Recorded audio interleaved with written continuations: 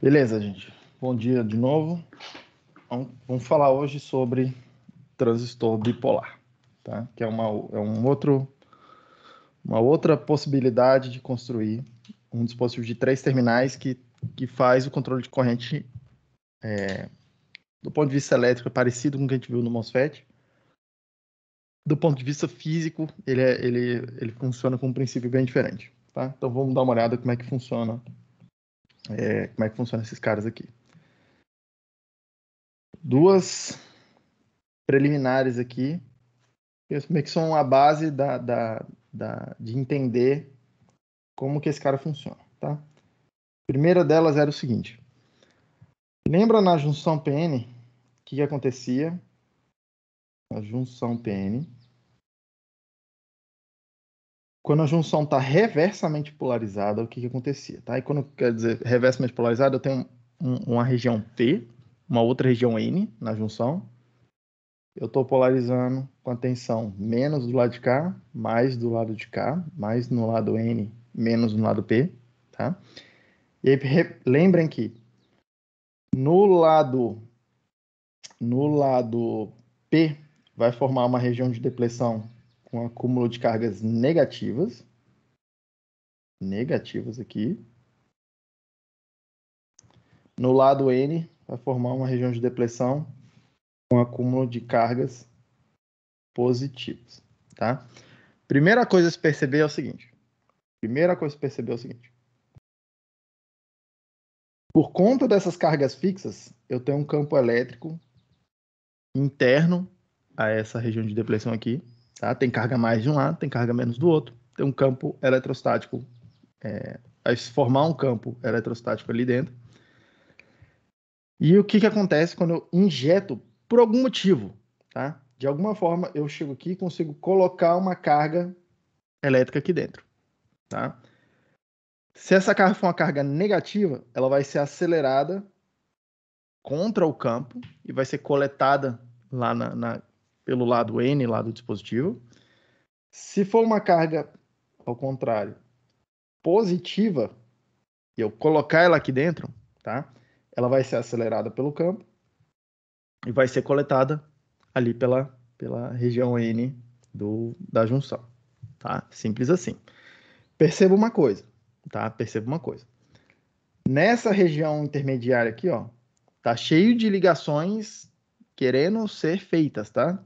Tá cheio de possibilidades de um elétron aqui, uma lacuna, participarem de ligações aqui no meio, tá?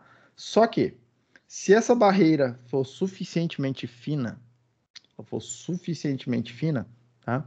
A probabilidade dessas cargas aqui elas serem capturadas aqui nesse meio vai ser razoavelmente baixa, tá? E a gente realmente vai ver essas cargas sendo coletadas do lado de cá. Quanto mais larga for essa barreira, mais recombinação vai acontecer, tá? Menos carga eu vou perceber atravessando aqui, porque elas acabam sendo capturadas no meio do caminho aqui, tá? Para participar das ligações que estão incompletas aqui no meio do caminho. Tudo bem, gente? Primeira coisa a perceber, tá? Se eu injetar uma carga aqui, essa carga vai ser acelerada, ela tende a sair aí por um dos lados, tá? E repare, se eu conseguir, de alguma forma, tá? Imagina que eu consigo formar aqui um fluxo de corrente de cargas negativas. Eu começo a injetar carga negativa no lado de cá com fluxo mais ou menos contínuo, tá? O que eu devo observar? Um fluxo mais ou menos contínuo dessas cargas entrando aqui, sendo aceleradas aí dentro, nesse campo, e saindo lá do outro lado, tá? E aí perceba, se eu estou vendo um monte de carga negativa chegando do lado de cá, tá? Elas tendem a ser atraídas aqui por essa fonte, e se essa fonte está recebendo um monte de carga negativa de um lado, ela tem que fornecer um monte de carga do outro lado para poder compensar isso. E então a gente deve perceber alguma corrente acontecendo, tá? Por conta dessa injeção de cargas que eu estou fazendo ali na região de depressão. Então, primeira coisa a observar. Se eu tenho uma região, uma junção PN reversamente polarizada, e eu começo a injetar cargas ali na região de depressão, eu devo perceber aumento de corrente no dispositivo, tá? Devo perceber, tudo bem? Essa é a primeira observação. Inclusive, essa é a observação chave do que a gente vai fazer hoje, tá? Segunda coisa a perceber, ainda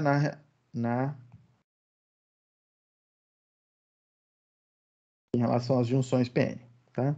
Do lado de cá é P, do lado de cá é N. Se a dopagem, se o nível de dopagem dessas regiões P e regiões N, elas forem muito diferentes, tá? As duas coisas muito diferentes vão acontecer aqui, tá? A primeira delas é o seguinte, vamos imaginar que essa região P+, essa região P, ela é mais dopada, o nível de dopagem que eu coloquei P é bem maior do que o nível de dopagem do lado N, tá? Lembrem uma coisa, quando eu estou falando nível de dopagem, nesse lado P aqui, eu estou dizendo, tá, aproximadamente, quanto que é a concentração de lacunas. E lembre, a concentração de lacunas é maior do que a concentração de elétrons, mas a concentração de elétrons não é zero. Tem uma determinada concentração lá, tá? No lado N, tá? O que eu estou falando aqui, deixa eu melhorar. A concentração de P no lado P é maior do que a concentração de N no lado P, tá? No lado N aqui, ó, a concentração de P no lado N vai ser menor do que a concentração de N no lado P. Material tipo N, material tipo P, foi o que a gente viu, tá? Só que quando eu escrevo aquele P+, perceba uma coisa. A quantidade, a concentração de cargas minoritárias, quem está em minoria, ela é basicamente controlada pela geração térmica, geração espontânea de cargas. Então, é mais ou menos independente da concentração de dopagem que a gente coloca no material. Tudo bem? Isso quer dizer o seguinte, essa concentração de N no lado P, que é o minoritário, e a concentração de P no lado N é aproximadamente a mesma. Porque o processo que controla isso aqui é aproximadamente o mesmo. Tudo bem? É a primeira coisa que eu estou falando. Os minoritários eles são mais ou menos a mesma quantidade. No lado dos majoritários, tá? Vai depender da quantidade de dopagem que eu coloquei. Então, se eu estou colocando muito mais dopagem no lado P do que eu estou botando no lado N, tá? O que eu estou dizendo é que a concentração de P no lado P, os majoritários, vai ficar maior do que a concentração de N no lado N, que é o majoritário no lado N. Ok? Porque eu controlo isso com a dopagem. Diga, César. Ali você colocou PN menor que NP. Seria o P no lado N menor que o lado do que o portador N no lado N? Isso, no lado N. A cafeína está baixa aqui ainda, nesse horário do dia. N no lado N. Beleza. Tem várias pessoas que falam que é para ver se a turma está prestando atenção, né? Já falei para vocês que isso é sempre lorota do professor, tá? Quem fala isso.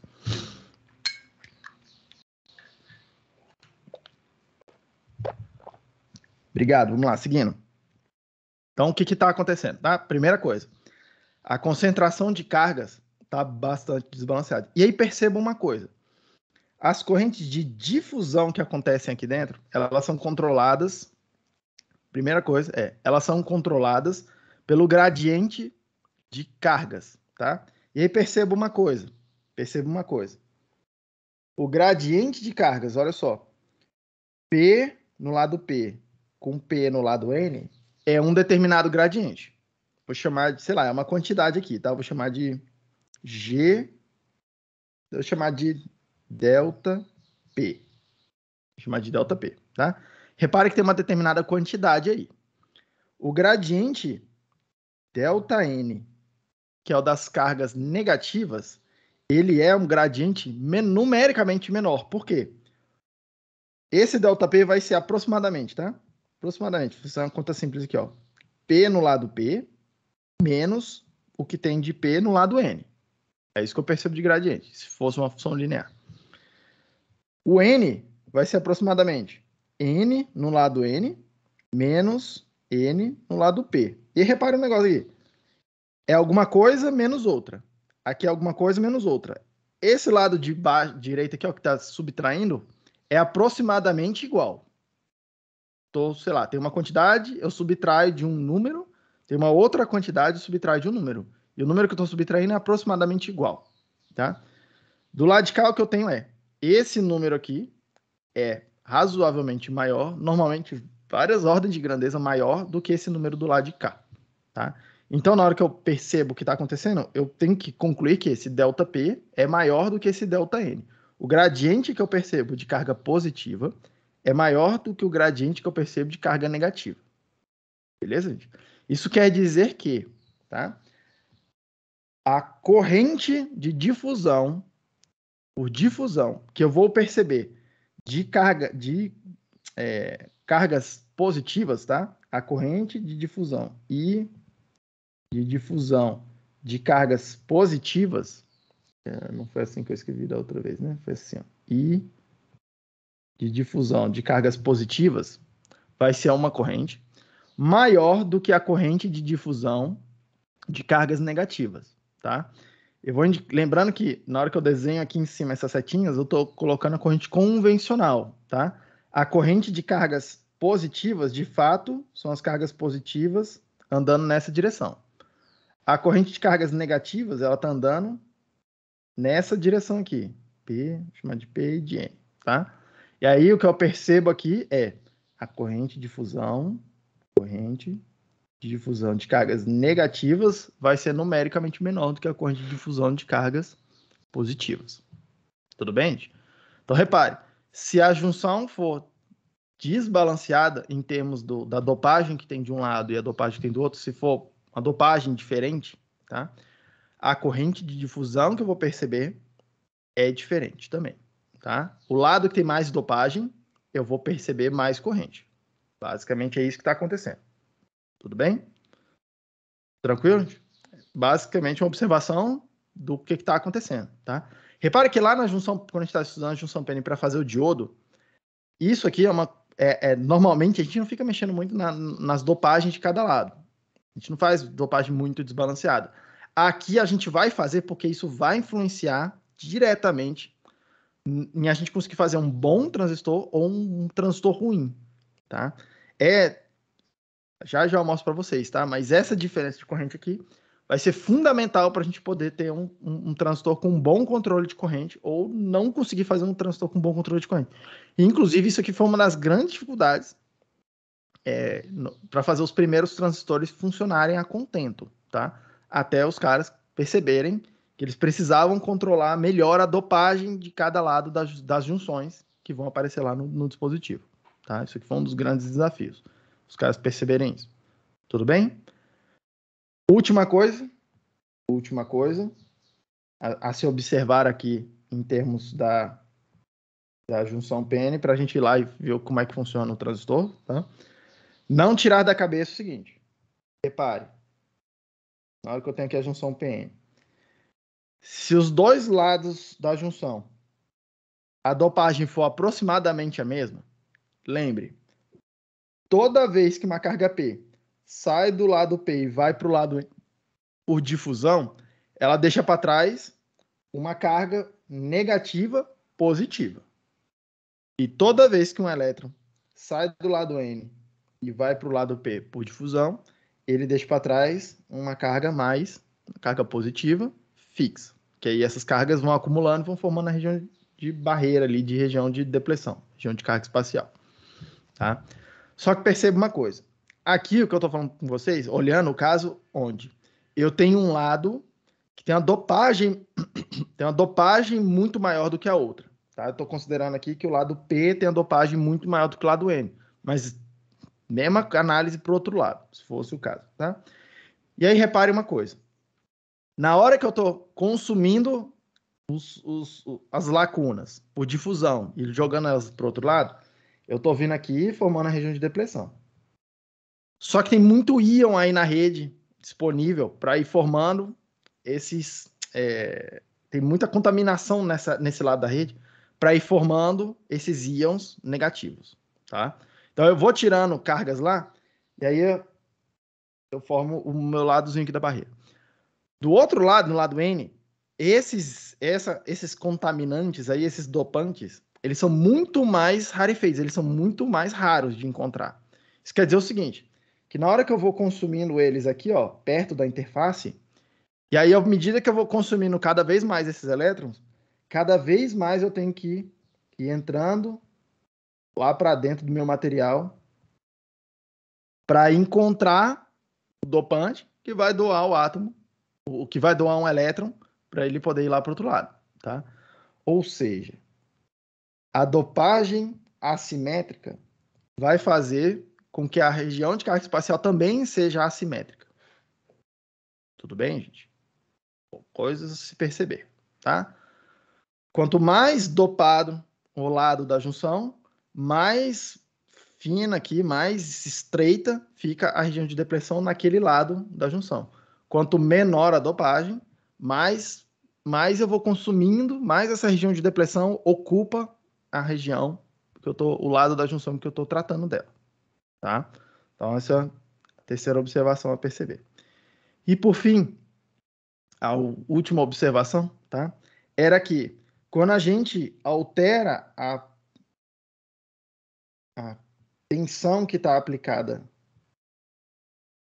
quando a gente altera a tensão que está aplicada, tanto se for reversamente polarizada quanto diretamente polarizada, tá? Mas quando a gente altera a tensão, no meu caso aqui eu vou desenhar mais para cá, menos para cá, vou chamar de VD, porque aí fica a mesma tensão que a gente viu lá nos diodos, tá? Mais no lado mais, menos no lado menos. Quanto mais quando a gente mexe nesse VD aí, nessa tensão, seja para o lado positivo, seja para o lado negativo, tá? O que a gente está fazendo é, a gente está mexendo na largura dessa barreira, ou andando para cá, ou andando para lá, ou andando para cá, ou andando para lá, ok? Porque na hora que a gente altera o campo externo, essa barreira, ela precisa mudar de tamanho para poder refletir o novo campo que tem embutido lá dentro, que é o campo que foi gerado pela região de carga espacial espontaneamente, somado, e aí soma a soma vetorial, tá? Pode ser que a soma que aumente alguma coisa, pode ser uma soma que diminua alguma coisa, mas somado com esse campo externo que eu estou colocando. A largura dessa barreira, ela vai ter que mudar para refletir esse campo externo, tá? Para refletir a influência desse campo externo. Então, quando eu mexo na tensão, eu mexo na região de depressão, tá? Se ela está mais larga ou se ela está menos, ou se ela está um pouco mais fina. Tudo bem, gente? São 4 observações a fazer em termos de junção PN para entender o que vai acontecer aqui no transistor bipolar, tá? Agora, uma vez entendido isso, vocês vão ver que, basicamente, se vocês parassem uma hora para ficar olhando o que está acontecendo com o transistor bipolar, vocês mesmos já olharem e falam, beleza, já sei, tipo assim, consigo já deduzir o que está acontecendo, tá? Obviamente, eu vou fazer aqui com vocês a parte qualitativa da coisa, porque ela às vezes é um pouco contra-intuitivo, você tem que ficar percebendo melhor o que está acontecendo, tá? E eu vou fazer aqui com vocês uma análise qualitativa, tá? Na nota de aula tem um esboço da derivação das equações, eu vou dar só os resultados finais das equações, tá? Porque não me interessa tanto aqui o detalhe de como chega nessas equações aqui, me interessa mais conseguir ler as equações e ver o que está acontecendo. Tudo bem? Então vamos lá. E vocês vão ver que eu nem vou derivar todas as equações, tá? Eu vou derivar as equações que interessam aqui, numa parte só do modelo matemático, que é a parte que eu vou usar. Mas o modelo do transtorno bipolar normalmente é bem mais complicado do que o modelo do transtorno MOS, tá? Por isso que eu não vou entrar nesse nível de complexidade inteiro, não. Então, seguindo.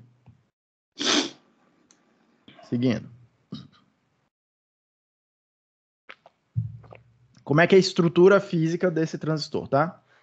O que a gente vai fazer aqui em vez de construir uma junção só, vamos construir 2 junções, tá? Eu vou fazer do lado de cá N, eu vou fazer do lado de cá no meio P, e nesse lado aqui eu vou fazer dopagem N+. E esse mais, lembrando, ele está indicando que a concentração de dopante naquela faixinha N ali que eu estou fazendo, naquela região N, ela vai ser maior do que a concentração de dopante na parte intermediária, P, e vai ser maior do que a concentração de dopagem ali naquele lado N do outro lado do outro lado do dispositivo, ok? Então perceba que esse dispositivo, por construção, eu já faço ele assimétrico, tá? Então eu vou dar nome aqui para cada um desses cada uma dessas regiões eu vou conectar um terminal, eu vou dar nome para esses terminais, e perceba, esse dispositivo vai ser bastante assimétrico, tá? E essa diferença de dopagem aqui, ela é meio que fundamental para essa coisa funcionar bem, tá? Mas vamos lá. Eu vou chamar essa região de maior dopagem aqui de emissor, porque ele vai funcionar como um emissor de cargas. Eu vou chamar essa região do meio aqui de base, e eu vou chamar essa região aqui de coletor, que ele vai funcionar como um coletor de cargas que são emitidas pelo emissor. Ok? Basicamente é isso que vai acontecer. E em termos do circuito, tá? Vamos inventar logo um símbolo de circuito, porque a gente não vai ficar olhando esse cara desse jeito, a gente vai ficar olhando o símbolo de circuito, né? Basicamente. Então vou inventar um símbolo que é esse símbolo aqui, ó. Do lado de cá eu tenho a base, do lado de cá eu tenho o coletor, do lado de cá eu tenho o emissor, tá? E aí perceba, tenho 3 terminais, um terminal do lado de cá, um terminal do lado de cá, um terminal de base. Tenho 3 terminais no meu símbolo de circuito. Não tem, aqui é tranquilo, não é um dispositivo de 4 terminais que eu adapto alguma coisa e vira de 3. Aí, de fato, é sempre um dispositivo de 3 terminais. Tá? Nesse aspecto aqui, ele é um pouco mais simples que o transtormose. Tá? Ele tem um pouco menos de controle. Segunda coisa que eu gostaria que vocês percebessem, porque é assim que eu fico me lembrando sempre o que é, tá? Repare que aqui ó, tem uma junção PN, ok? É como se fosse, tá? Como se fosse uma junção, um diodo, né? Apontando para o lado de cá, ó, da base para o emissor, e como se fosse um outro diodo apontando da base para o coletor. Como se fosse, tá? Se fosse simplesmente olhar as junções ali e não tivesse mais nada acontecendo, seria assim que esse cara funcionaria, tá? Inclusive, vai ter um dos modos de operação, que é exatamente isso aí que a gente vai fazer, tá? A gente vai polarizar esses caras aí de forma que essas duas junções aí ficam reversamente polarizadas e é isso aí que está acontecendo, tá? Mas olha só, repare que tem setinha apontando para fora aqui, a setinha apontando para fora aqui, ok? É daí que vem essa setinha nesse símbolo de circuito, tá? Claramente, eu posso alternar aqui, ó, fazer P, N e P. Trocar, fazer o dual desse cara, tá? E aí, nessa coisa, é como se esses diodos aqui estivessem apontando um de frente, um para o outro, assim, ao contrário do que eles estão desenhados aí. E aí vai ter um outro transistor que vai ter a setinha entrando para refletir a junção base-emissor, para que lado que ela está virada. Tudo bem? E aí, vou definir aqui algumas tensões e algumas correntes, porque no final das contas é isso que vai interessar para a gente, tá? Eu vou chamar essa corrente aqui ó, de IC, a corrente de coletor. Eu vou chamar essa corrente aqui de IE, a corrente de emissor. E eu vou chamar essa corrente que entra aqui de IB, que é a corrente de base. Tá? E aí percebam outra coisa, já diferenciando em relação ao transtormose. Lá no transtormose, o terminal de base estava eletricamente isolado do restante do dispositivo, tá? Do dreno da fonte. Tinha um isolante separando os dois caras lá, tá? Por isso que lá, eu cheguei lá no transistor MOS, desenho aqui. Por isso que lá no transistor MOS, quando eu olho a corrente de porta, tá? Vou chamar lá de IG. Em primeira aproximação, essa corrente aqui é zero. A primeira aproximação, essa corrente é zero. Porque tem um isolante lá, separando uma coisa da outra. Tudo bem? Meio que sempre zero, tá? Essa corrente é sempre muito, muito, muito baixa. Aqui não. Aqui não. Perceba que essa corrente aqui não vai ser zero, tá? Se uma dessas junções aqui, ó, estiver conduzindo, se essa junção, por exemplo, aqui de baixo, estiver conduzindo, eu tenho corrente entrando daqui para baixo, eu vou ter cargas entrando daqui para cá, e eu vou ter cargas entrando daqui, atravessando para cá. Eu tenho carga indo para os dois lados, tá? Então, muito cuidado que essa corrente de base no transistor polar não é zero, tá? Em algumas situações, ela vai ser pequena a ponto de ser desprezível, tá? Mas ela, em princípio, não é zero, tá? Isso quer dizer que, se eu estou considerando, e aí repare, que tem uma corrente entrando, uma outra corrente entrando, lei de Kirchhoff das correntes vai falar para mim que o IE, que é a corrente que está saindo, é a soma do que está entrando. Bem? Então, isso aqui você já deduz de cara que IE é igual a IC mais IB. Eu nem sei quanto que é o IC e quanto que é o IB, mas eu sei que o IE é a soma desses dois. Ok? Então, se eu acabar descobrindo quanto que é o IC e quanto que é o IB, eu calculo quanto que é o IE. Tudo bem? E aí, em alguma situação, se essa conta de base for desprezível, o IC é aproximadamente o IE. Tá? Quando o IB for desprezível. Tudo bem? Mas muita atenção a isso. E aí, normalmente a gente vai tratar aqui de duas tensões, tá? Vou escrever as equações, ou pelo menos a gente vai querer descrever nosso modelo em termos de duas tensões, tá? Uma tensão que eu vou chamar aqui, ó, de VBE, perceba, que é a tensão que controla essa junção aqui, ó, base e emissor. É meio que a tensão que controla o que esse diodo aqui vai fazer, se ele vai estar conduzindo ou se ele não vai estar conduzindo, ok? E normalmente a gente escreve a outra tensão que interessa para a gente lá nas equações, essa tensão VCE. A diferença entre o que tem no coletor e o que tem no emissor. Ok? Normalmente a gente escreve assim, tá? Só que perceba, normalmente eu quero saber o que está acontecendo com o VCE, eu escrevo o VCE, mas, de fato, quem vai controlar o que o dispositivo está fazendo é a tensão que eu coloco aqui, ó, nessa outra junção, tá? É como se o que interessasse para a gente fosse essa tensão VB, deixa eu melhorar aqui, ó, VCB, VC menos VB. Repare que essa tensão verdinha, VCB, V do coletor menos a tensão da base, é que vai controlar essa segunda junção PN aqui, ok? Só que, lembra, eu posso fazer Leite-Kirchhoff das tensões, tá? Leite-Kirchhoff das tensões. E aí perceba uma coisa, se eu começar num determinado terminal por um caminho, chegar num outro terminal, num primeiro caminho, né? Eu tenho, começando no emissor, chegando no coletor, eu posso caminhar aqui, ó, pela tensão VCE. E aí, Leite-Kirchhoff das tensões vai falar para mim que se eu achar outro caminho e eu for somando as tensões, eu tenho que chegar na mesma tensão, tá? Repare que eu posso começar aqui, ó, no mesmo lugar, somar o VBE, somar uma tensão VBE, tá? Somar uma tensão VCB e chegar no mesmo ponto que eu cheguei antes. E aí eu posso escrever aqui, o VCE tem que ser VBE mais VCB. Então, se eu souber o VBE e eu souber o VCE, eu sei quanto que é o VCB. Tudo bem, gente? Essa que é a questão. Tudo bem? Então, normalmente, a gente escreve tudo em termos do VBE, tudo em termos do VCE, que são os dois terminais meio que vão interessar para a gente, tá? Os terminais de controle, que é esse aqui, terminal controlado, que é esse aqui, mas toda vez que eu sei essa tensão e essa tensão, eu sei essa outra tensão aqui, tá? Eu posso calcular essa outra tensão aqui. Tudo bem? Então, vamos lá, o que está acontecendo? Vamos lá, tá? Vamos lá, seguindo então. Esse transistor aqui, ele tem 4 modos de operação. Tá? 4 modos de operação. Repare que lá no transistor MOS, quando a gente estava fazendo o transistor MOS, a gente estudou 3 modos de operação. A gente estudou um modo que a gente chamou de corte, quando a corrente era 0. A gente estudou um modo lá que a gente chamou de triodo, quando ele era parecido com o resistor, né? Era aquela parte parabólica da equação.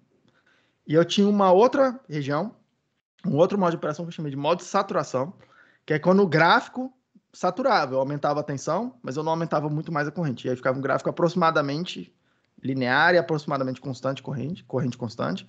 E aí a gente aproximou isso para uma fonte de corrente. Okay? Aqui eu tenho 4 modos de operação. Tá? Mas eu vou mostrar para vocês que basicamente só tem 3 que interessam para a gente. Basicamente só tem 3 que interessam para a gente. O quarto modo de operação ele é muito ruim. Assim, na hora de usar ele é muito ruim. Assim, ele me dá pouco controle. Tá? Mas vamos lá. O primeiro modo de operação nesse cara aqui é o que eu vou chamar de corte. Tá? Quando que acontece isso? Quando a junção VBE, e aí repare, a junção VBE controla essa junção PN aqui de baixo, e a junção quando eu chamar, né, de junção BC, tá? Essa, como se você estivesse controlando esse diodo aqui em cima, essa junção aqui de cima, tá? Vamos lá. Esse modo corte vai acontecer quando? Quando a junção base-emissor estiver reversamente polarizada e quando a junção base-coletor também estiver reversamente polarizada, tá? Quando eu tiver VCB menor do que zero, ok? Mas eu normalmente não quero escrever as coisas em termos dessa tensão VCB, tá? Normalmente a gente quer escrever em termos da tensão VCE. E aí perceba que para esse cara aqui, ó, ficar um número negativo, o que eu preciso que aconteça é que VCE menos VBE seja maior do que zero. Ok? Opa. VCB. Isso aqui está errado na nota de aula.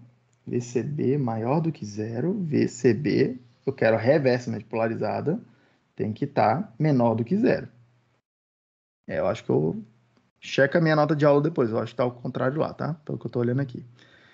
De toda sorte, o que vai precisar acontecer aqui é que o VCE precisa ser maior do que o VBE. Beleza? Então, repare, eu preciso ter a tensão razoavelmente baixa na porta, no terminal de controle, e eu preciso ter uma tensão razoavelmente alta no terminal no outro terminal, no terminal do coletor. Tudo bem? Sim. Professor. Aí não seria VCE menos VBE menor que zero? Já que VCB é menor que zero? Pois é. Tem alguma coisa... VCB... Se eu quero, ó, VCB... Deixa eu ver o que está errado aqui. Eu quero esse cara reversamente polarizado. Então, eu quero a tensão VB maior do que a tensão VE. Tá? Então, eu quero VB maior do que o VE. Se eu subtrair o VE dos dois lados, eu vou ficar com VB menos VE. Tem que ser maior do que zero. Essa condição aqui. E na outra, eu preciso que, se ela vai ficar reversamente polarizada, VB menos VB... Não, obviamente está ao contrário isso aqui, né? Obviamente está ao contrário. Peraí, deixa eu arrumar essa coisa toda aqui. Vamos lá, vamos por partes aqui. Quero essa junção reversamente polarizada, tá? Então eu preciso de mais do lado de cá e menos do lado de cá, né? Então eu preciso que o VE seja maior do que o VB. Ok?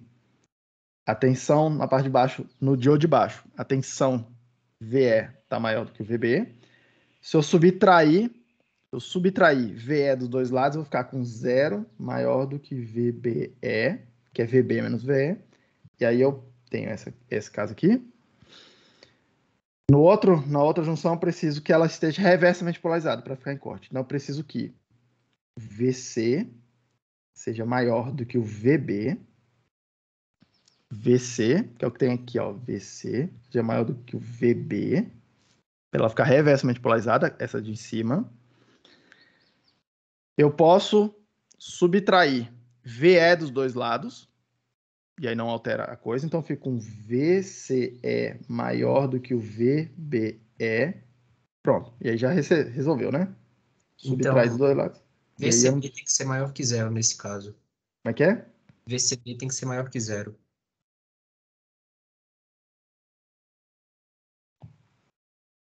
Opa. O diacho. Não tá movendo isso aqui. Quem tem que ser maior que zero, menor que zero? VCB tem que ser maior que zero. VCB tem que ser maior que zero. Se eu subtrair VB dos dois lados nessa equação aqui, nessa desigualdade aqui, eu vou ficar com VC menos VB maior do que zero. É isso aí. VCB maior do que zero.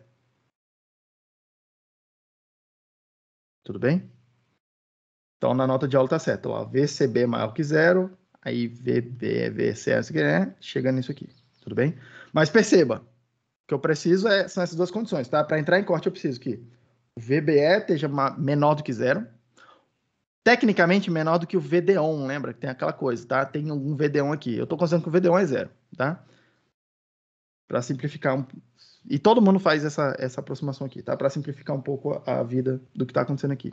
E eu preciso que VCE seja maior do que o VBE. Tudo bem? Eu preciso que essas duas condições aqui aconteçam simultaneamente. Se isso aqui aconteceu, olha o que eu tenho. Eu tenho duas junções PN reversamente polarizadas. Se essas duas condições forem verdadeiras, essa junção está reversamente polarizada. Eu sei que ela está reversamente polarizada, e quando está reversamente polarizada, chave aberta.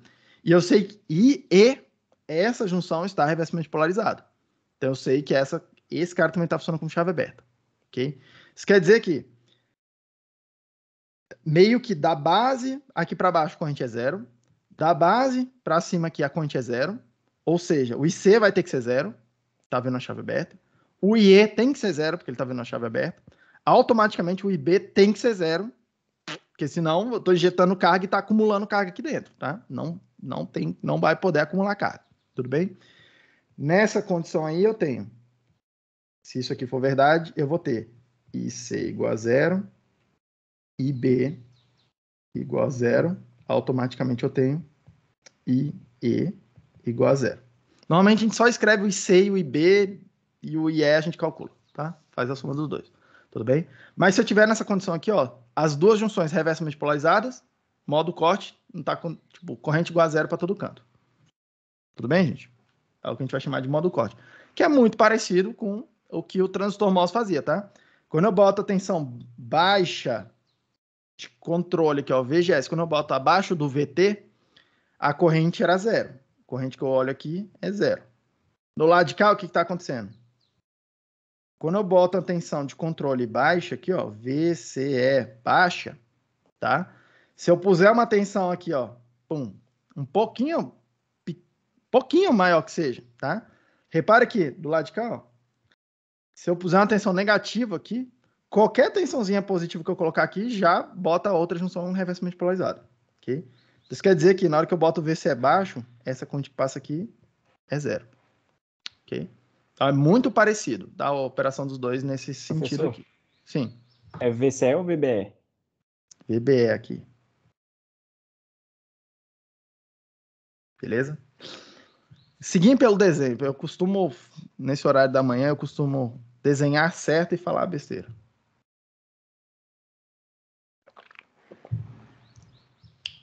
Tudo bem, gente? Esse é o modo corte, tá? Não tem muito mais o que falar sobre isso. Vamos falar sobre o que a gente chama aqui de modo ativo, que é o modo de operação mais interessante para fazer amplificadores, tá? Segundo modo de operação aqui, que a gente vai chamar de modo ativo. Já adiantando, tá?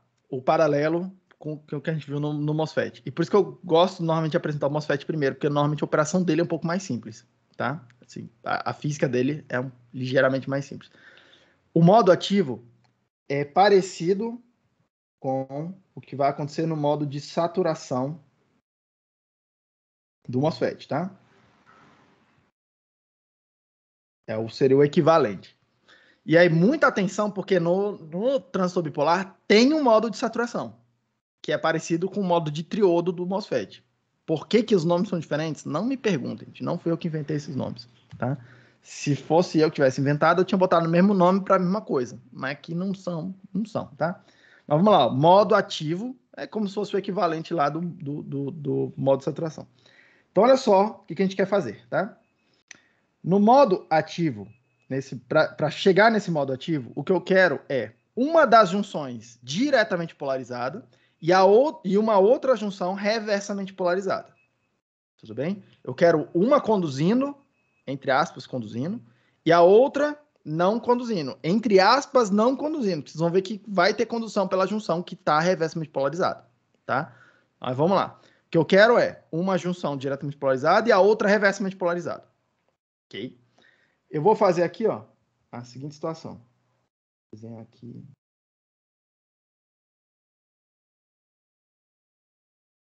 Eu tenho eu tenho do lado de cá o N+, do lado de cá eu tenho P, do lado de cá eu tenho N, tá? Eu vou colocar uma tensão fixa aqui no terminal de emissor para servir como referência de tensão dos outros caras, tudo bem? Das outras tensões. Eu vou colocar uma tensão aqui que eu vou chamar de VBE, que vai controlar a tensão, repare, base e emissor o terminal de baixo. Eu vou botar do lado de cá uma tensão, que eu vou chamar aqui de VCE, e a tensão que está controlando a tensão de coletor. Tudo bem? Tudo bem, gente? Então, o que eu quero? Nessa situação aqui, modo ativo, tá? Eu vou querer fazer essa junção aqui, ó, base e emissor, diretamente polarizada. Então, primeira coisa, eu quero ela diretamente polarizada, essa de baixo aqui. Para isso acontecer, eu preciso que VBE menos 0, nesse caso aqui, tá? Que eu coloquei, VBE menos 0 seja maior do que 0. Tudo bem? Para quê? Para essa junção aqui, tá? Diretamente polarizada. Primeira coisa que eu quero que aconteça.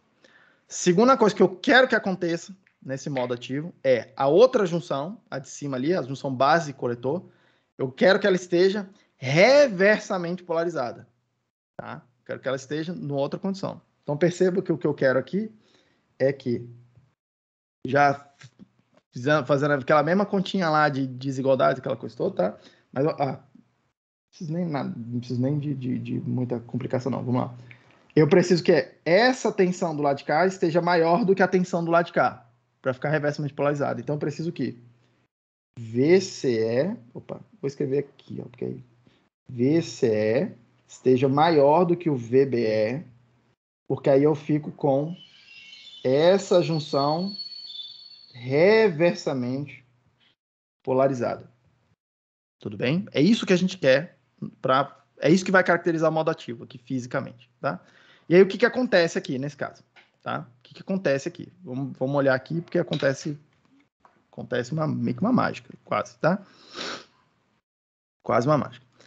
Vamos olhar a junção de baixo aqui, a que está diretamente polarizada, a tensão base-emissor.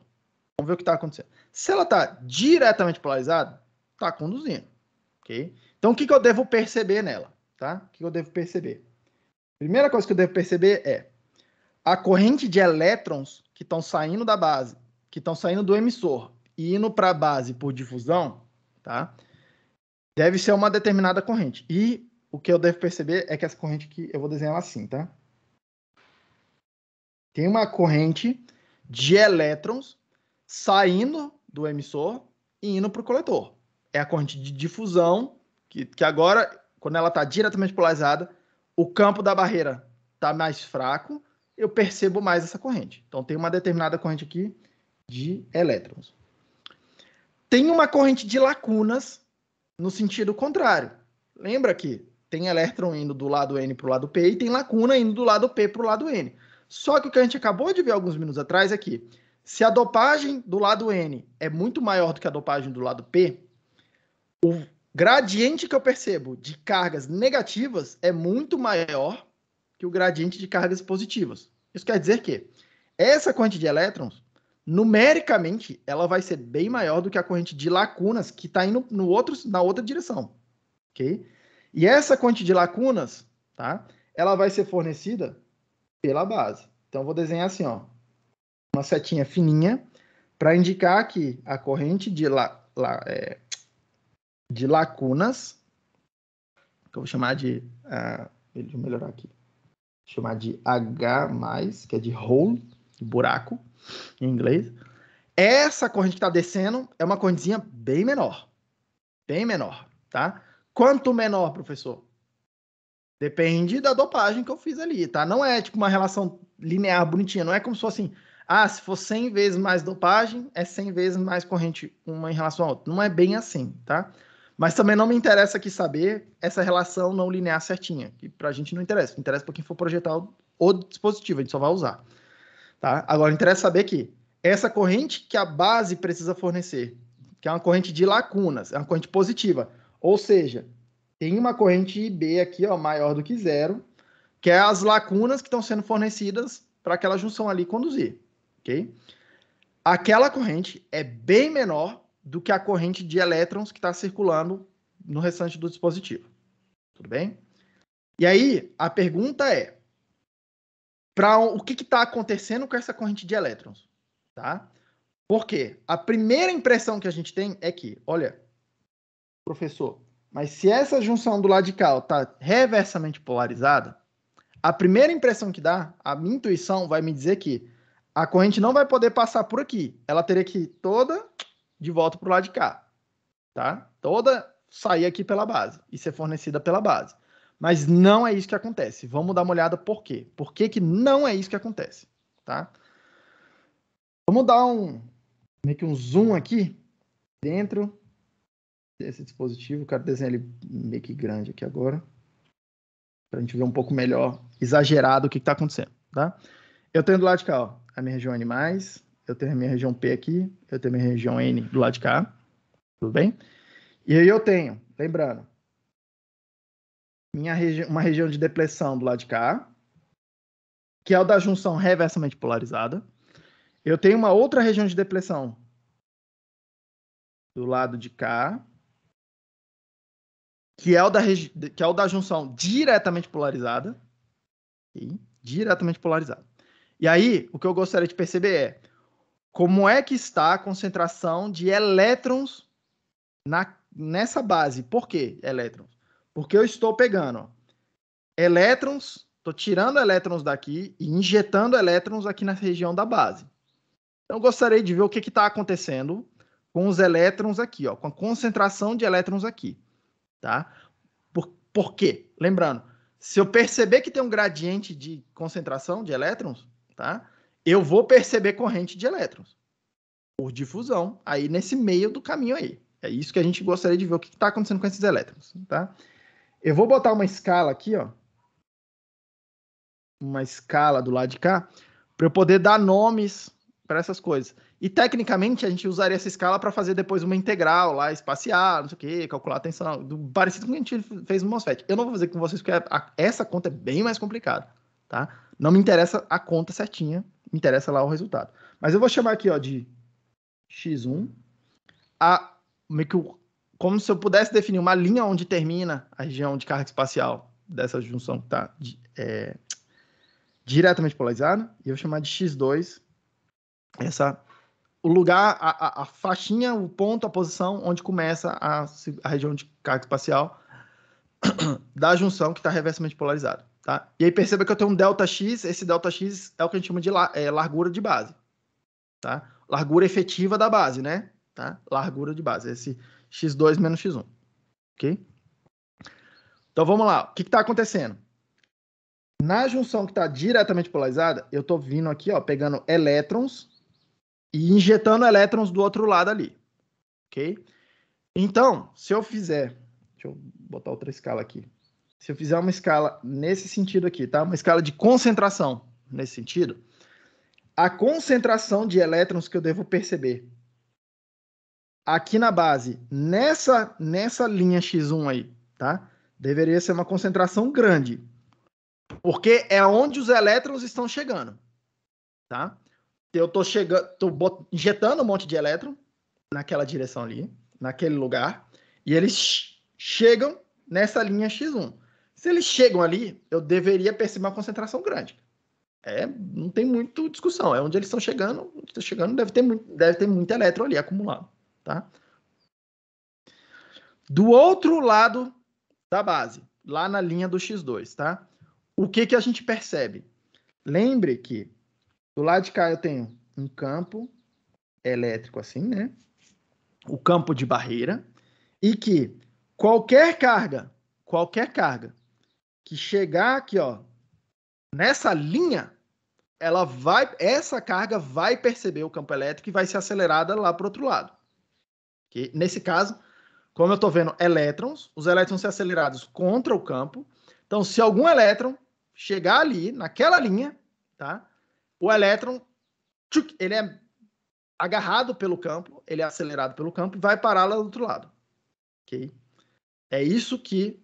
E perceba, é essa corrente de deriva, né, que é por causa do campo, essa corrente é que contrabalanceia a corrente de difusão que está acontecendo do lado de cá, e a gente percebe a corrente zero lá, líquida. Bem? Lembra que eu falei lá atrás para vocês? Na hora que a gente está com a junção em equilíbrio, tá? Junção em equilíbrio, ou a junção reversamente polarizada, não quer dizer que a corrente de difusão é zero, não quer dizer que a corrente de deriva é zero. Tem lá um monte de corrente de deriva, tem um monte de corrente de difusão. Só que as duas tendem a se equilibrar.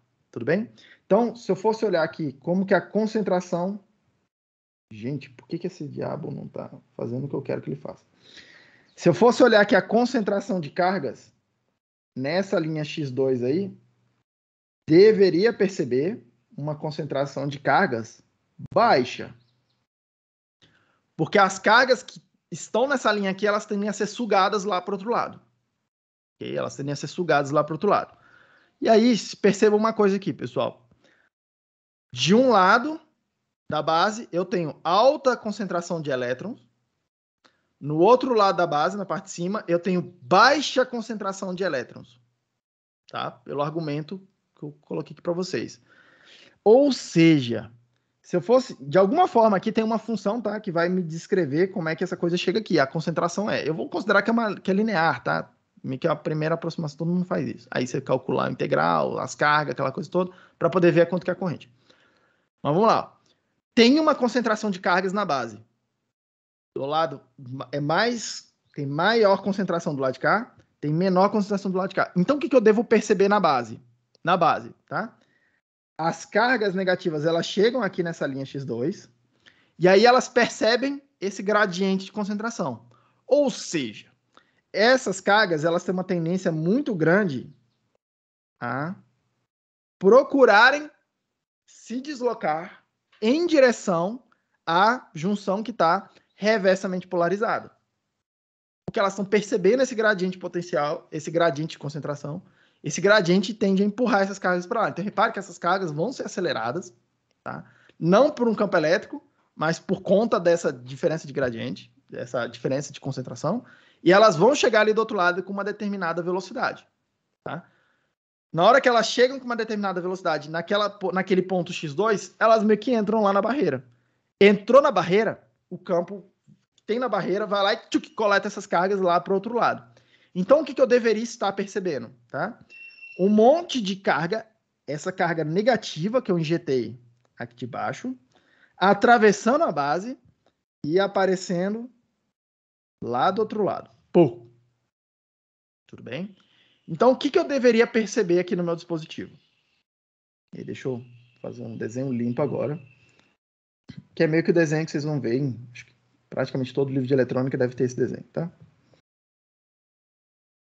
Basicamente, o que a gente deveria perceber é uma corrente de lacunas da base para cá. Uma corrente de lacunas sendo fornecida pela base para a junção que está diretamente polarizada. E uma corrente de elétrons, tá? Atravessando esse dispositivo todo. E quanto? Bem mais do que a corrente de base, porque quem determina essa corrente aqui, ó, se ela vai ser muito ou vai ser pouco, é essa junção que está diretamente polarizada. E quem determina se vai ter muita corrente aqui mais, essa corrente aqui, tá? Se ela vai ser grande ou pequena. E essa corrente vai ser grande ou pequena é o nível de dopagem que eu coloquei, ó, mais aqui, a corrente de elétron fica grande, por difusão. Como eu coloquei um P mais baixo aqui, a corrente de lacunas fica menor, fica pequena, tá? E aí a gente usa essa diferença para controlar essa diferença de corrente. Uma corrente muito grande de elétrons para uma corrente de lacunas muito pequena. É isso que a gente quer fazer. Por isso que eu preciso, tá? E aí, assim, vamos lá. A gente vai olhar do lado elétrico ali. Quanto maior for essa diferença de dopagem que eu fizer aqui no dispositivo, mais assimétricas são essas duas correntes. Maior é a quantidade de elétrons perante essa quantidade de lacunas, tá? Professor, mas o que você está me falando é que aqui você está injetando um monte de elétrons e aqui nesse meio do caminho está cheio de lacuna. Não é? Ó, P é um monte de lacuna. Lacuna é um monte de ligação que está desfeita e que está aceitando elétrons. Lembra disso, né? Está aceitando elétrons. Por que essas cargas aqui, ó, elas não vão participando ali das ligações químicas que estão ali no cristal? Por que elas conseguem atravessar? Boa pergunta, se alguém pensou nisso. Vai ter uma parte dessas cargas, vou desenhar assim, tá? Vai ter uma parte dessas cargas que vai ficar aqui no meio do caminho, que vai de fato se recombinar com as lacunas da base, tá? A grande questão é que se esse tamanho aqui que eu vou chamar de ΔX, que é a largura efetiva da base, se esse ΔX for pequeno, tá? Se essa base for suficientemente estreita, se o caminho não for muito longo, essa recombinação, a quantidade de recombinação vai ser muito pouca, perante a quantidade de cargas que consegue chegar lá do outro lado, por difusão, sem recombinar. Aí, na disciplina de materiais, inclusive, tem uma conta bem chata lá para fazer sobre isso. Vocês calculam a probabilidade de recombinação aqui na base, e aí vocês veem, quanto que é a probabilidade de recombinação na base, quanto que é a probabilidade de eu atravessar a base sem recombinar. E aí vocês percebem que essa probabilidade é muito maior de chegar do outro lado se esse ΔX for pequeno. Okay? Você consegue, inclusive, dizer quão pequeno ele tem que ser para ter lá, sei lá, 90% da carga chegando do outro lado, 95% da carga chegando do outro lado. Tá? Você consegue, inclusive, dizer quanto que tem que ser esse ΔX. O cara que vai fabricar isso que precisa calcular isso. Uma partezinha fica no meio do caminho. Mas a maior parte, a gente projeta isso para que a maior parte chegue lá do outro lado. Tá?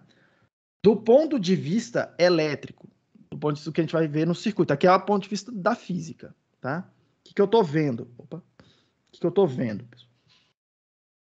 Eu estou vendo essa tensão aqui, ó, VBE positiva, lembrando. Eu estou vendo essa tensão aqui, ó, VCE maior do que o VBE. E aí, lembrando que VBE positivo é para que essa junção aqui, ó, esteja diretamente polarizada. VCE maior do que o VBE é para que essa junção aqui de cima esteja reversamente polarizada. Lembra disso? E aí, o que eu estou percebendo? Eu estou percebendo uma correntezinha de lacunas, IB maior do que zero, mais pequeno, tá? Comparativamente pequeno, tudo bem? Entrando aqui na base, que é essa corrente que está aqui, ó, bum, fornecendo as lacunas aqui. É isso que eu estou vendo do lado de fora.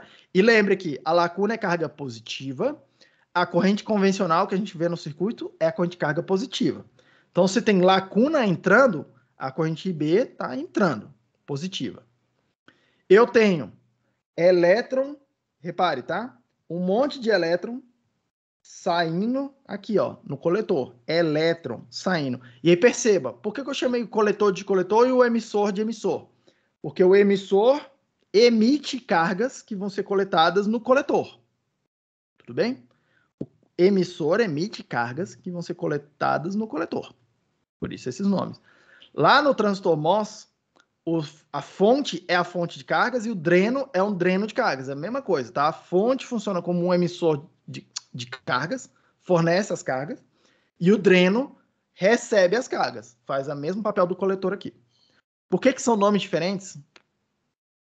Também não fui eu que inventei, tá? Eu teria usado o mesmo nome. Tudo bem, gente? Sei lá quem apareceu, o nome que apareceu primeiro. Eu teria usado o mesmo nome, independente. Mas não fui eu que inventei, então todos os livros são assim. E aí perceba, se eu tenho corrente de elétrons indo para cima, corrente de carga negativa indo para cima, a corrente convencional, que é de carga positiva, é ao contrário.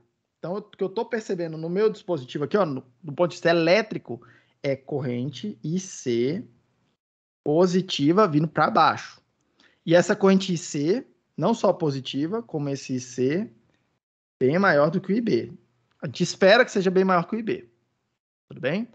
E aí, repara um negócio lá, ó. Tem IC entrando, tem IB entrando. Eu posso considerar aqui, tem IE saindo. E o IE vai ser quanto? IC mais IB. Lei de Kirchhoff das correntes. Não tem nenhum segredo, tá? E você poderia ter percebido que aqui eu tenho uma correntezinha de carga positiva saindo e uma corrente zona de carga negativa entrando. Tá? Então, na hora que eu faço o balanço das duas, eu tenho a corrente de carga positiva descendo lá pelo emissor. Tudo bem? Então, do ponto de vista elétrico, é isso que a gente está vendo. Tudo bem? Do ponto de vista elétrico, é isso que a gente está vendo. Tá? Quanto de corrente? Quanto que eu estou vendo de cada uma dessas correntes? Tá? Quanto? Essa é uma pergunta. Tá? Lá na nota de aula tem um esboço das contas. Eu vou dar só o resultado direto. Tudo bem? Porque não me interessa aqui saber o meio do caminho. Tá? Mas aí tem lá, falando, a corrente de difusão é essa equação aqui, junta com aquela, não sei o que, calcula aqui o gradiente, blá. É isso que está feito lá na nota de aula. Tá? Mas, essencialmente, o que a gente vai perceber é IC igual a IS, que é uma constante, tá? Para todos os efeitos é uma constante, tem lá na nota de aula todos os componentes da constante. Para mim é só um número que a gente vai lá e lê no datasheet, vezes exponencial de VBE dividido por VT. Lembrando que esse VT aqui é KT sobre Q, que é aproximadamente 26 milivolts. 25, 26 milivolts a temperatura ambiente. Beleza? Então, perceba uma coisa aqui. Perceba uma coisa, tá? Nessa condição aqui, olha só o que está acontecendo. A corrente IC, ela não depende da tensão que está aplicada no terminal VC, ó, VCE. Não aparece VC ou VCE do lado de cá na equação. Ou seja, essa corrente é razoavelmente independente, a corrente que está descendo aqui, ó, é razoavelmente independente da tensão que está aplicada nesses terminais. A gente viu isso, tá? Tem uma corrente razoavelmente independente da tensão. Fonte de corrente. Imediatamente é o que você tem que pensar. Fonte de corrente. Tudo bem? Fonte de corrente. Só que essa fonte de corrente, ela depende da tensão VBE, da tensão que está aqui, ó. Uma outra tensão, tá? Ou seja, esse cara, funcionando nesse modo, que eu estou chamando de modo ativo, funciona como se fosse, isso aqui, é como se fosse uma fonte de corrente controlada por tensão, tá? É uma função da tensão VBE. Aqui eu tenho coletor, aqui eu tenho emissor. Obrigado, meu bem. Chegou minha cafeína, pessoal. Vamos fazer uma pausa de 15 segundos para eu, pelo menos, começar a melhorar meu estado de espírito aqui. Alguma pergunta até aí, gente? Professor, eu tenho uma dúvida, porque o senhor falou que o primeiro mecanismo seria o de fusão, e depois seria o de deriva, quando ele passa da base para o coletor? Da base, como é que é? Peraí. O da primeiro base mecanismo. para o coletor aqui? Seria de deriva? É deriva quando ela tá aqui dentro, no meio da barreira, né? Meio que vira deriva, né? Porque então é o campo que tá sugando as coisas para lá, né? Sim, sim. Tá? Mas isso é uma pergunta. Olha só, essa pergunta que você acabou de fazer, ela meio que, de algum outro jeito, ela apareceu no concurso que eu fiz para a UNB, tá? De professor. E eu já vi essa pergunta em quem for se interessar por concurso. Eu já vi essa pergunta, ou variações dessa pergunta, em vários concursos por aí, quando alguém quer complicar a vida do candidato, porque ninguém sabe da física do negócio, tá? O cara vem aqui e te pergunta coisas assim: qual que é o mecanismo principal de transporte no transistor bipolar? Alguém me fez essa pergunta, tá? Assim, como é que ela estava no meu concurso que eu fiz há 10 anos atrás que eu entrei no UNB? Perguntava o seguinte: cite 3 características do transistor, compare, né? 3 características entre o transistor bipolar e o transistor MOS, principalmente considerando aquilo que eles são diferentes. Alguma coisa assim, tá? Não me lembro exatamente assim, o texto da pergunta, mas era alguma coisa nesse sentido. Era para pegar os dois transistores e comparar fisicamente o que está acontecendo um com o outro. Uma das coisas que eu falei foi que lá no transistor MOS, a corrente é a corrente de portadores minoritários. Lembra disso? Era a corrente de elétrons na região P. Era o canal. Aqui também é corrente de minoritários, né? Porque eu estou pegando, basicamente, tá? A região que me interessa aqui é essa região do meio, ó, que é onde acontece a mágica, tá? Nessa região do meio aqui, ó, eu tenho corrente de elétrons que são minoritários no meio, ó, porque o meio é P. Então, os dois caras têm corrente de minoritários. Essa é a minha leitura, tá? Tem gente que discorda de mim quando eu falo isso aqui. E há espaço para uma certa divergência. Mas eu argumentei porque que eu entendia que era corrente de minoritários. Tudo bem? Então, os dois aqui, ó, a gente pode argumentar que a corrente principal que a gente percebe, essa corrente aqui, ó, grande, que a gente vê lá nos transistores, elas são correntes de portadores minoritários. E lembra que eu falei lá atrás, sei lá, quando eu comecei a falar dessa história de física, que você me contou isso para vocês lá atrás, eu falei, não é porque é minoritário que é pouco. Não é porque é majoritário que é sempre o mecanismo principal, tá? Nos dois casos aqui, os transistores, o que a gente está percebendo, na minha leitura, é corrente de minoritários. A gente altera alguma coisa lá no transistor para que esses minoritários sejam importantes e a corrente que eu perceba seja grande, a corrente deles, tudo bem? Segunda coisa, o mecanismo de transporte principal no transistor MOS, no MOSFET, é deriva. Eu formo o canal, eu acumulo as cargas lá numa região, e aí eu boto um campo para acelerar as cargas. E aí a condução principal lá, tá? Na hora que ele está conduzindo, é por deriva. Aqui não, aqui o principal mecanismo, que a gente vai dizer, é por difusão. Porque a mágica acontece, César, tá? Quando eu saio da região de depressão aqui, ó, desse lado de cá, até eu chegar do lado de cá. Porque quando eu chego aqui na região de depressão, é como se tivesse um monstro me coletando do lado de cá, um estilingue, empurrando as coisas para o outro lado de lá. A mágica toda acontece aqui no meio. Ó. Aqui no meio é que a coisa é mais complicada, tá? E o mecanismo aqui no meio para eu atravessar essa região de base é por difusão aqui nesse caso. Então eles são bem diferentes nesse sentido. Lá no transistor MOS, o principal mecanismo é deriva. Aqui, o principal mecanismo, no meu entender, é difusão. Tudo bem? Então, assim, coisas onde eles são iguais, coisas onde eles são diferentes. Tudo bem? Mas essa é uma... Eu já vi variação dessa pergunta que você fez várias vezes em vários lugares diferentes, tá? Então, seguindo, gente. Seguindo. O que a gente vai considerar aqui, tá? Que a gente vai considerar é uma aproximação, não é uma aproximação perfeita, mas vocês vão ver que basicamente é uma aproximação que a gente usa 99% das vezes e 99% do tempo ela funciona, tá? A gente vai dizer que, perceba aqui, essa corrente aqui, ó, essa corrente aqui, que é a corrente pequena, a corrente de base, ela é uma fração dessa corrente aqui, tá? As duas estão relacionadas. Quando uma aumenta, a outra aumenta também, tá? Se eu aumentar a corrente de base, eu aumento a outra corrente, a corrente de coletor. Se eu diminuir ou se eu aumentar aqui de alguma forma a corrente de coletor, eu tendo a aumentar a corrente de base também, tá? Elas estão conectadas uma com a outra. E uma é uma fração da outra, tá? A relação é mais ou menos constante, tá? Entre o que está acontecendo aqui e o que está acontecendo aqui. É mais ou menos constante, tá? A relação entre elas. Então, o que a gente vai dizer é que, olha, vou dizer então que a corrente IB é uma porcentagem, uma fração da corrente de coletor. Basicamente é isso que a gente vai dizer, tá? Eu vou dizer que tem um parâmetro beta que conecta essas duas. Bem? Quanto que é esse beta? Tá? Perceba, quanto que é esse beta?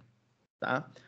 Quanto maior for esse beta, quanto maior for essa relação entre elas aqui, ó, de proporcionalidade, tá? Que é esse que eu chamo de beta, menos corrente de base eu vou precisar colocar no meu transistor para ele conduzir uma corrente zona grandona lá no coletor. Bem? Quanto menor for o beta, mais corrente de base eu preciso colocar para ter uma corrente de coletor grande. Tá tudo bem? Então, o que normalmente a gente quer fazer, tá? O que normalmente a gente quer fazer, a gente quer um beta grande. Isso é o que a gente quer. Como que a gente controla se o beta vai ser grande ou não, tá? Controlando o nível de dopagem que tem nesses caras aqui, tá? Nessas regiões. Principalmente a diferença de dopagem que tem daqui, ó, desse N+, para esse P, tá? Principalmente isso que vai controlar esse beta, principalmente, tá? Mas para a gente, esse beta vai ser simplesmente um número que a gente vai ler no datasheet. Alguém vai falar para a gente quanto que foi projetado. Tudo bem? Nos datasheets, e aí tem um problema, tá? O beta é uma notação um pouquinho mais moderna. É o que vocês vão encontrar em todos os livros, tá? E C é igual a beta e B. Vocês vão encontrar essa equação. Mas quando você lê em todos os datasheets americanos, que é basicamente a maioria dos datasheets, tá?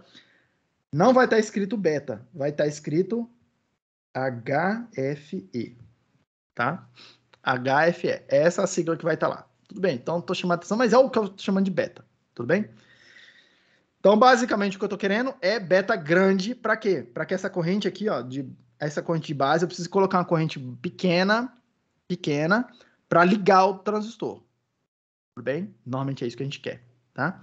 Quanto maior o beta, menor essa corrente de base aqui, ó. Tudo bem? Professor, quanto que é um beta típico? Quanto que é um número típico? Para a gente ter uma noção aqui. Vocês vão ver aí, ó, beta entre 80 e 120 para transistor de sinal, um beta típico, tá? Um beta bem grande, para lá de 1000.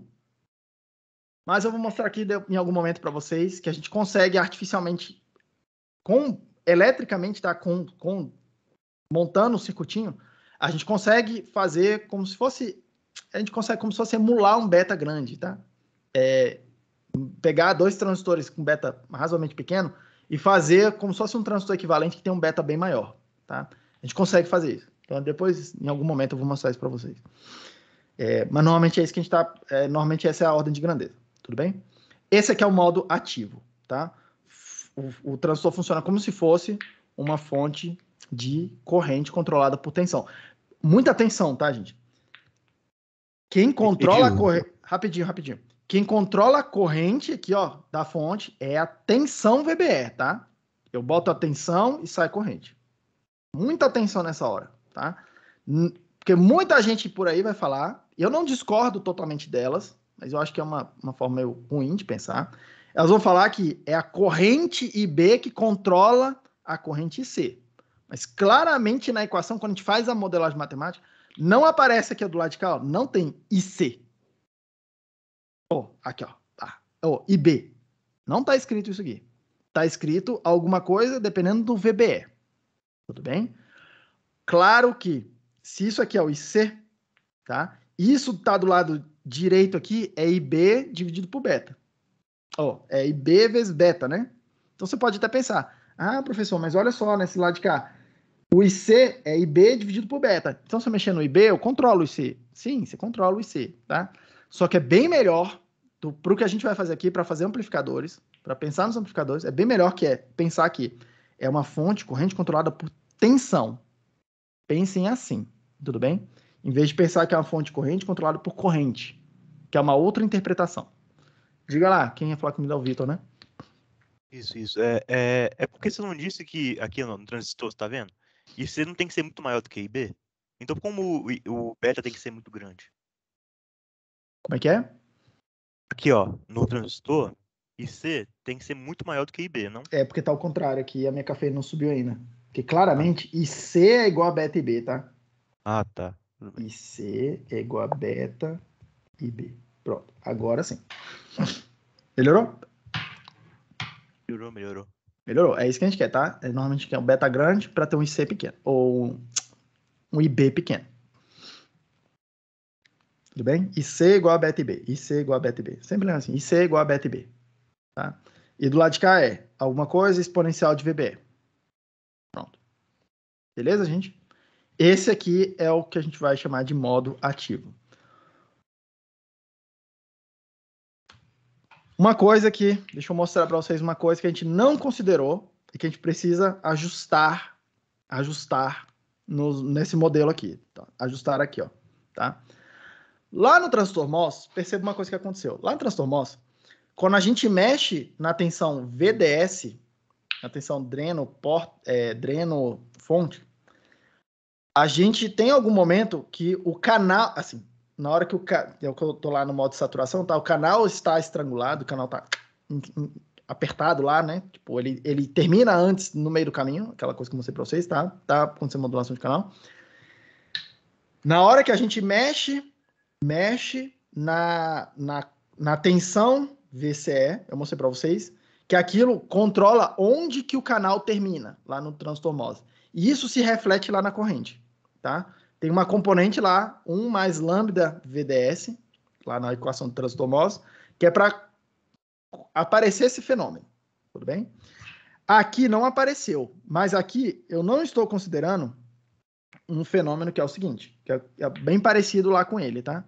Que é o seguinte, olha só o negócio aqui. Deixa eu desenhar esse cara aqui.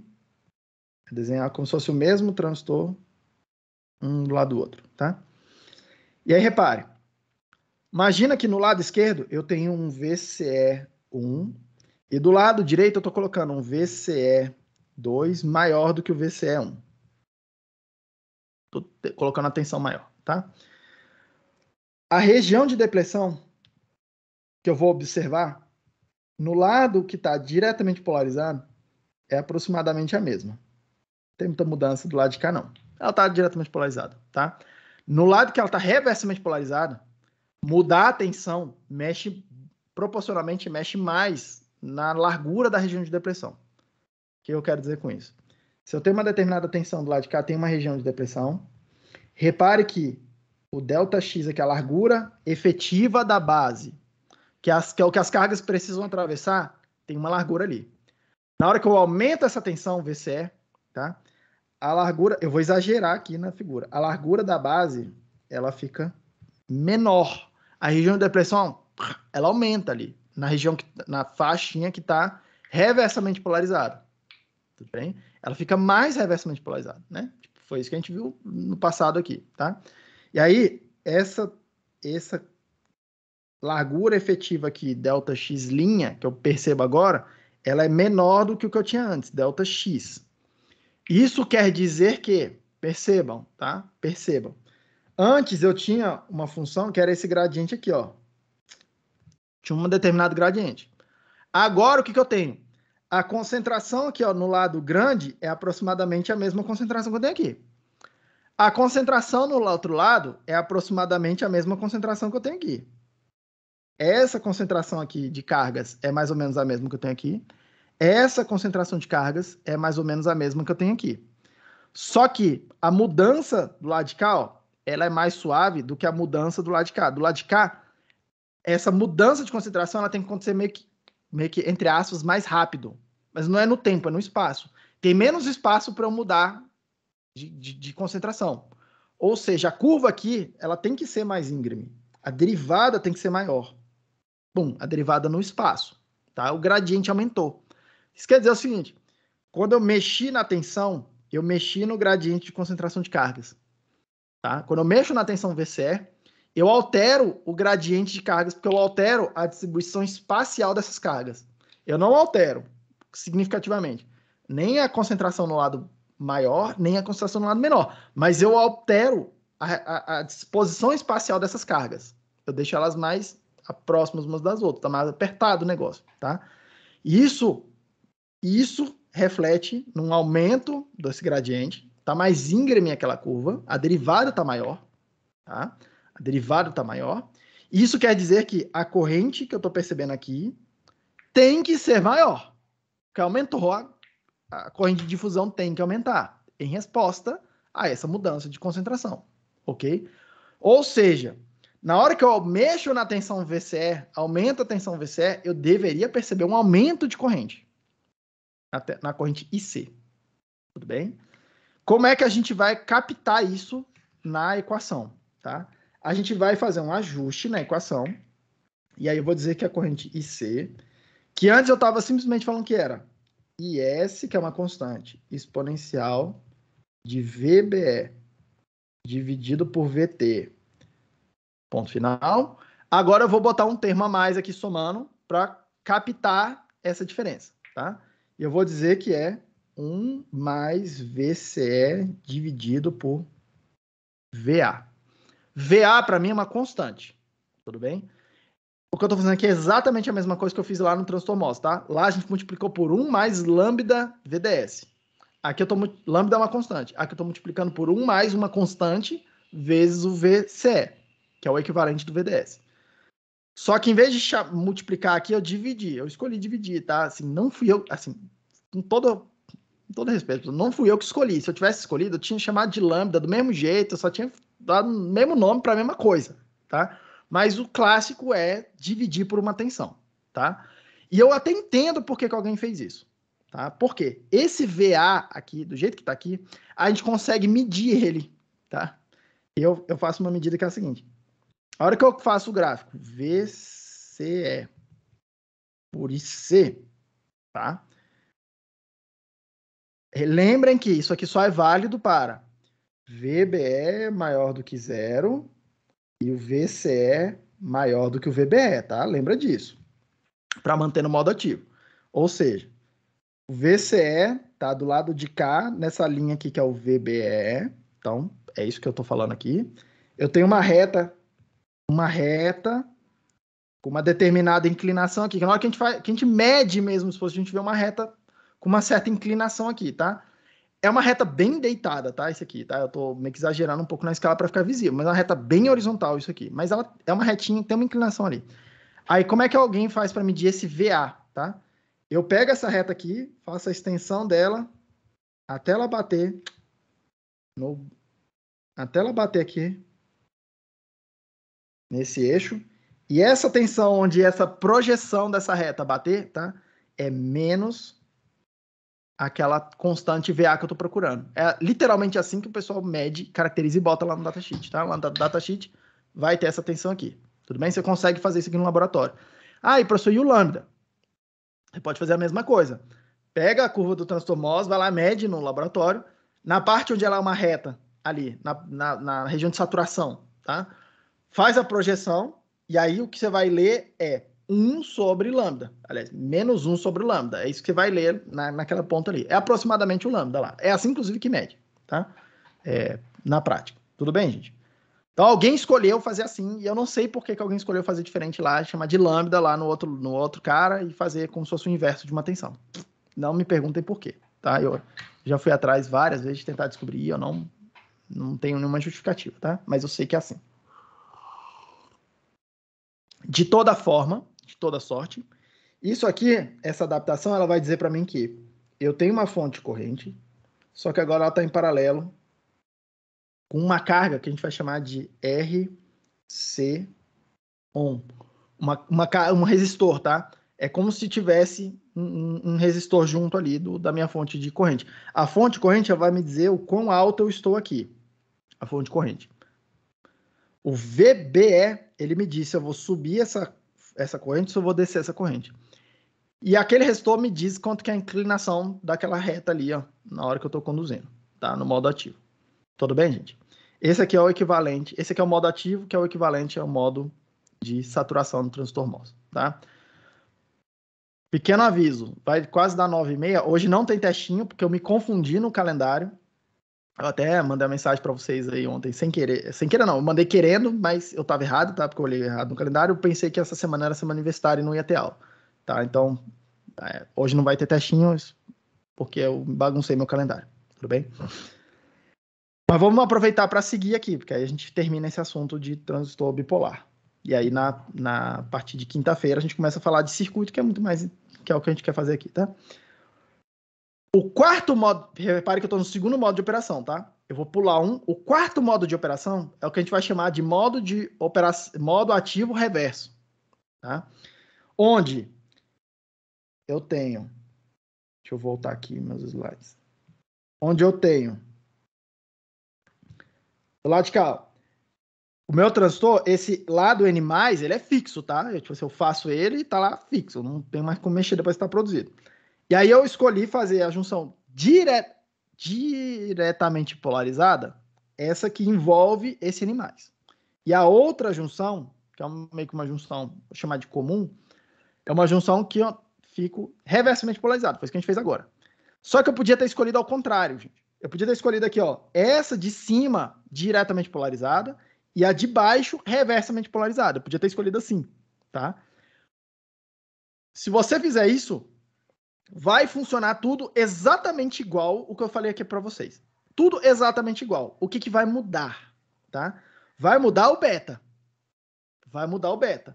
Por quê? O beta grande quer dizer que essa corrente está grande perante essa corrente. E por que essa corrente aqui é grande perto dessa corrente? A corrente de elétrons, nesse caso, é maior do que a corrente de lacunas. Porque tem uma diferença de dopagem aqui entre o lado N e o lado P. Se eu usar ao contrário aqui, ó, se eu fizer essa junção aqui de cima diretamente polarizada, a dopagem normalmente do lado de cá, no N, no coletor, normalmente é bem parecida com a dopagem que a gente usa na base. Isso quer dizer que a corrente de elétrons que eu vou produzir aqui, ó, nessa junção, em cima, vai ser aproximadamente igual à quantidade de lacunas que eu vou produzir aqui, ó, do lado de cá, tá? Então, vamos desenhar isso.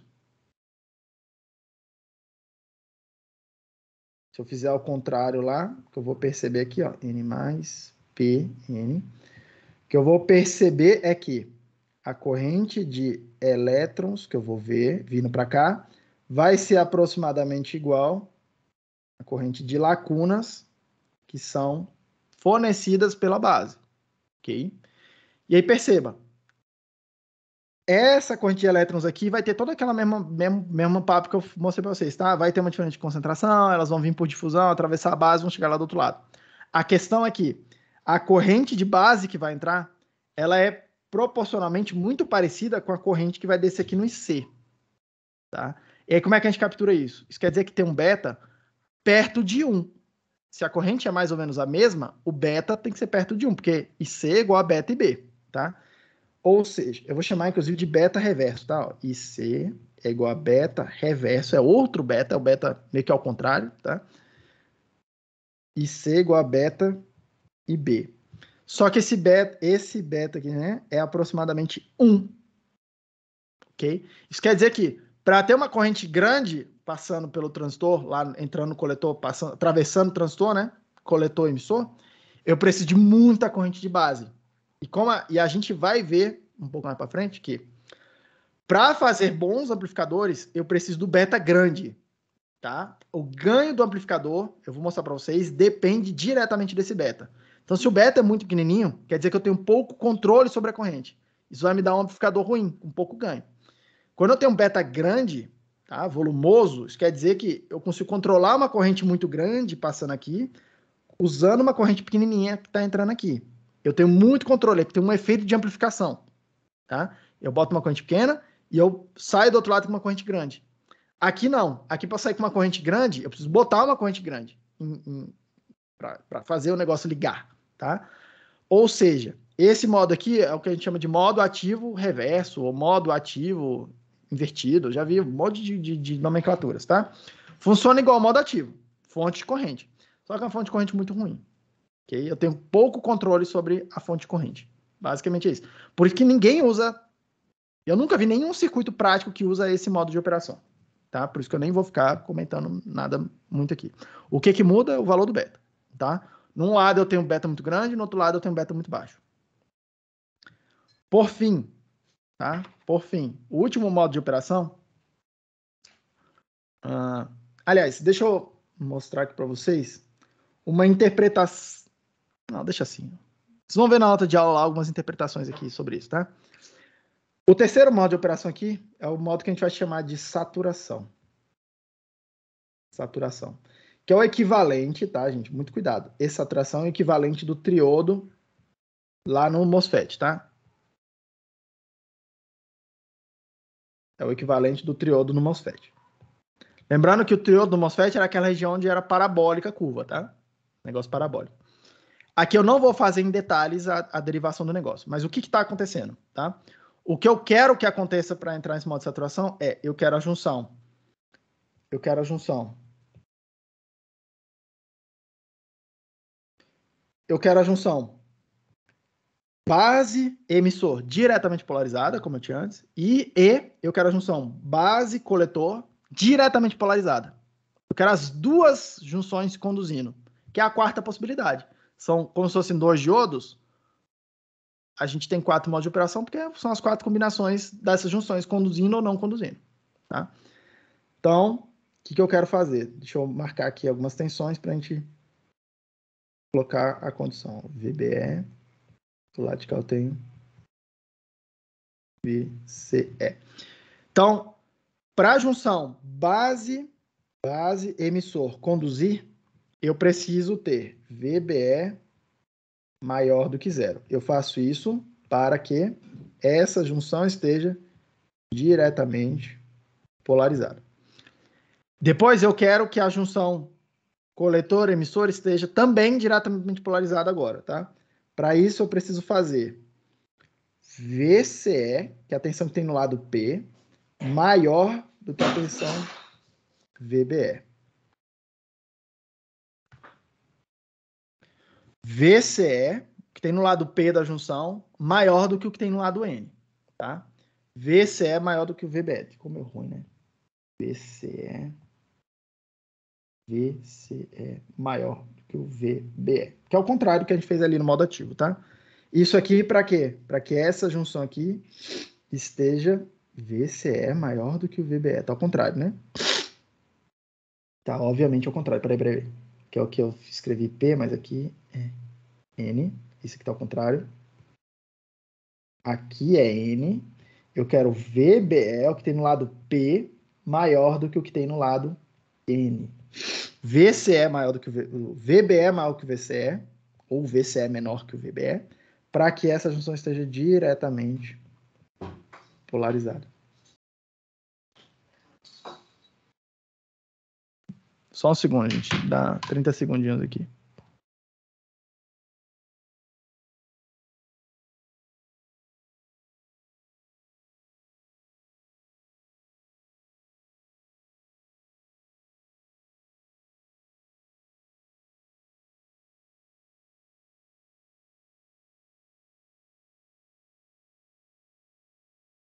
Pronto, seguindo. Então, eu quero as duas junções diretamente polarizadas, tá?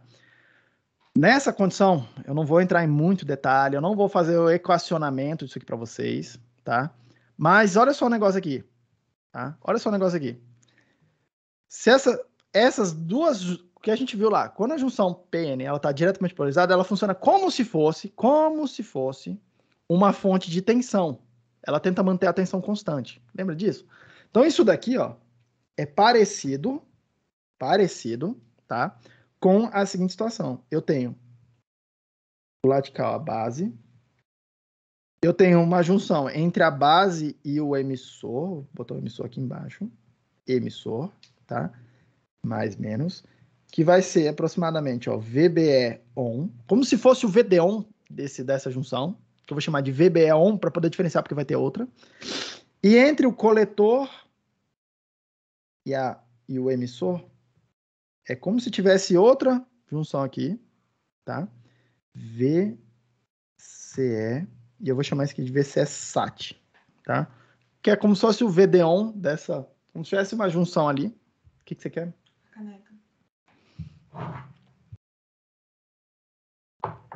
Como se tivesse uma outra junção ali, tá? Na outra ponta, tudo bem?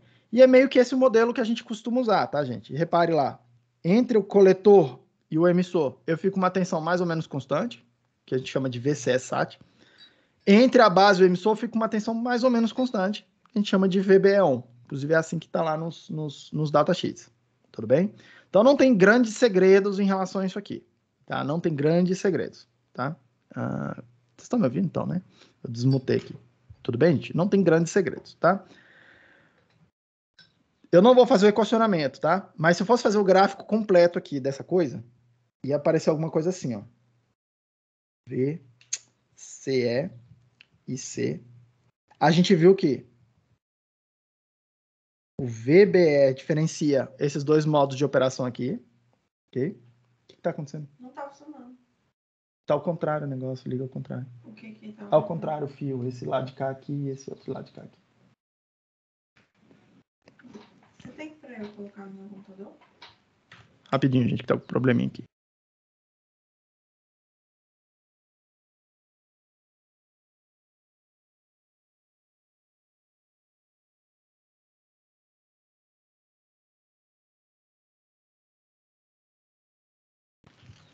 Pronto, seguindo. Do lado direito dessa linha é o modo que a gente chamou lá de modo ativo. Então, mais ou menos uma reta assim. O lado esquerdo dessa linha aí, ó, do VBE, é esse modo que eu estou chamando aqui de modo de saturação, ok? Lá no Transformos, passava pela origem e era uma parábola. Aqui se a gente faz a conta certinha, que eu não vou fazer com vocês, tem um comportamento exponencial, tá? Então, uma coisa mais ou menos assim, ó. Passa pelo zero, tá? Mas é uma exponencial, começa a subir aqui e depois tem meio que uma outra para encaixar do lado de lá, ok? É um negócio meio que assim, tá? Eu vou desenhar numa escala um pouquinho melhor, porque ela é uma coisa um pouco mais abrupta assim, e faz alguma coisa assim. É mais ou menos assim, o shapezão da coisa, tá? A partir da aula que vem eu vou mostrar alguns datasheets, vocês vão ver esses gráficos aqui. Mas repare, tá? Repare. Do lado de cá, ó, é parecido com uma reta aqui, ó, se eu fosse considerar. É parecido. É um pouco mais forçado chamar de reta, tá? Lá na parábola do transtormose é bem mais acertadinho, tá? Essa reta aqui.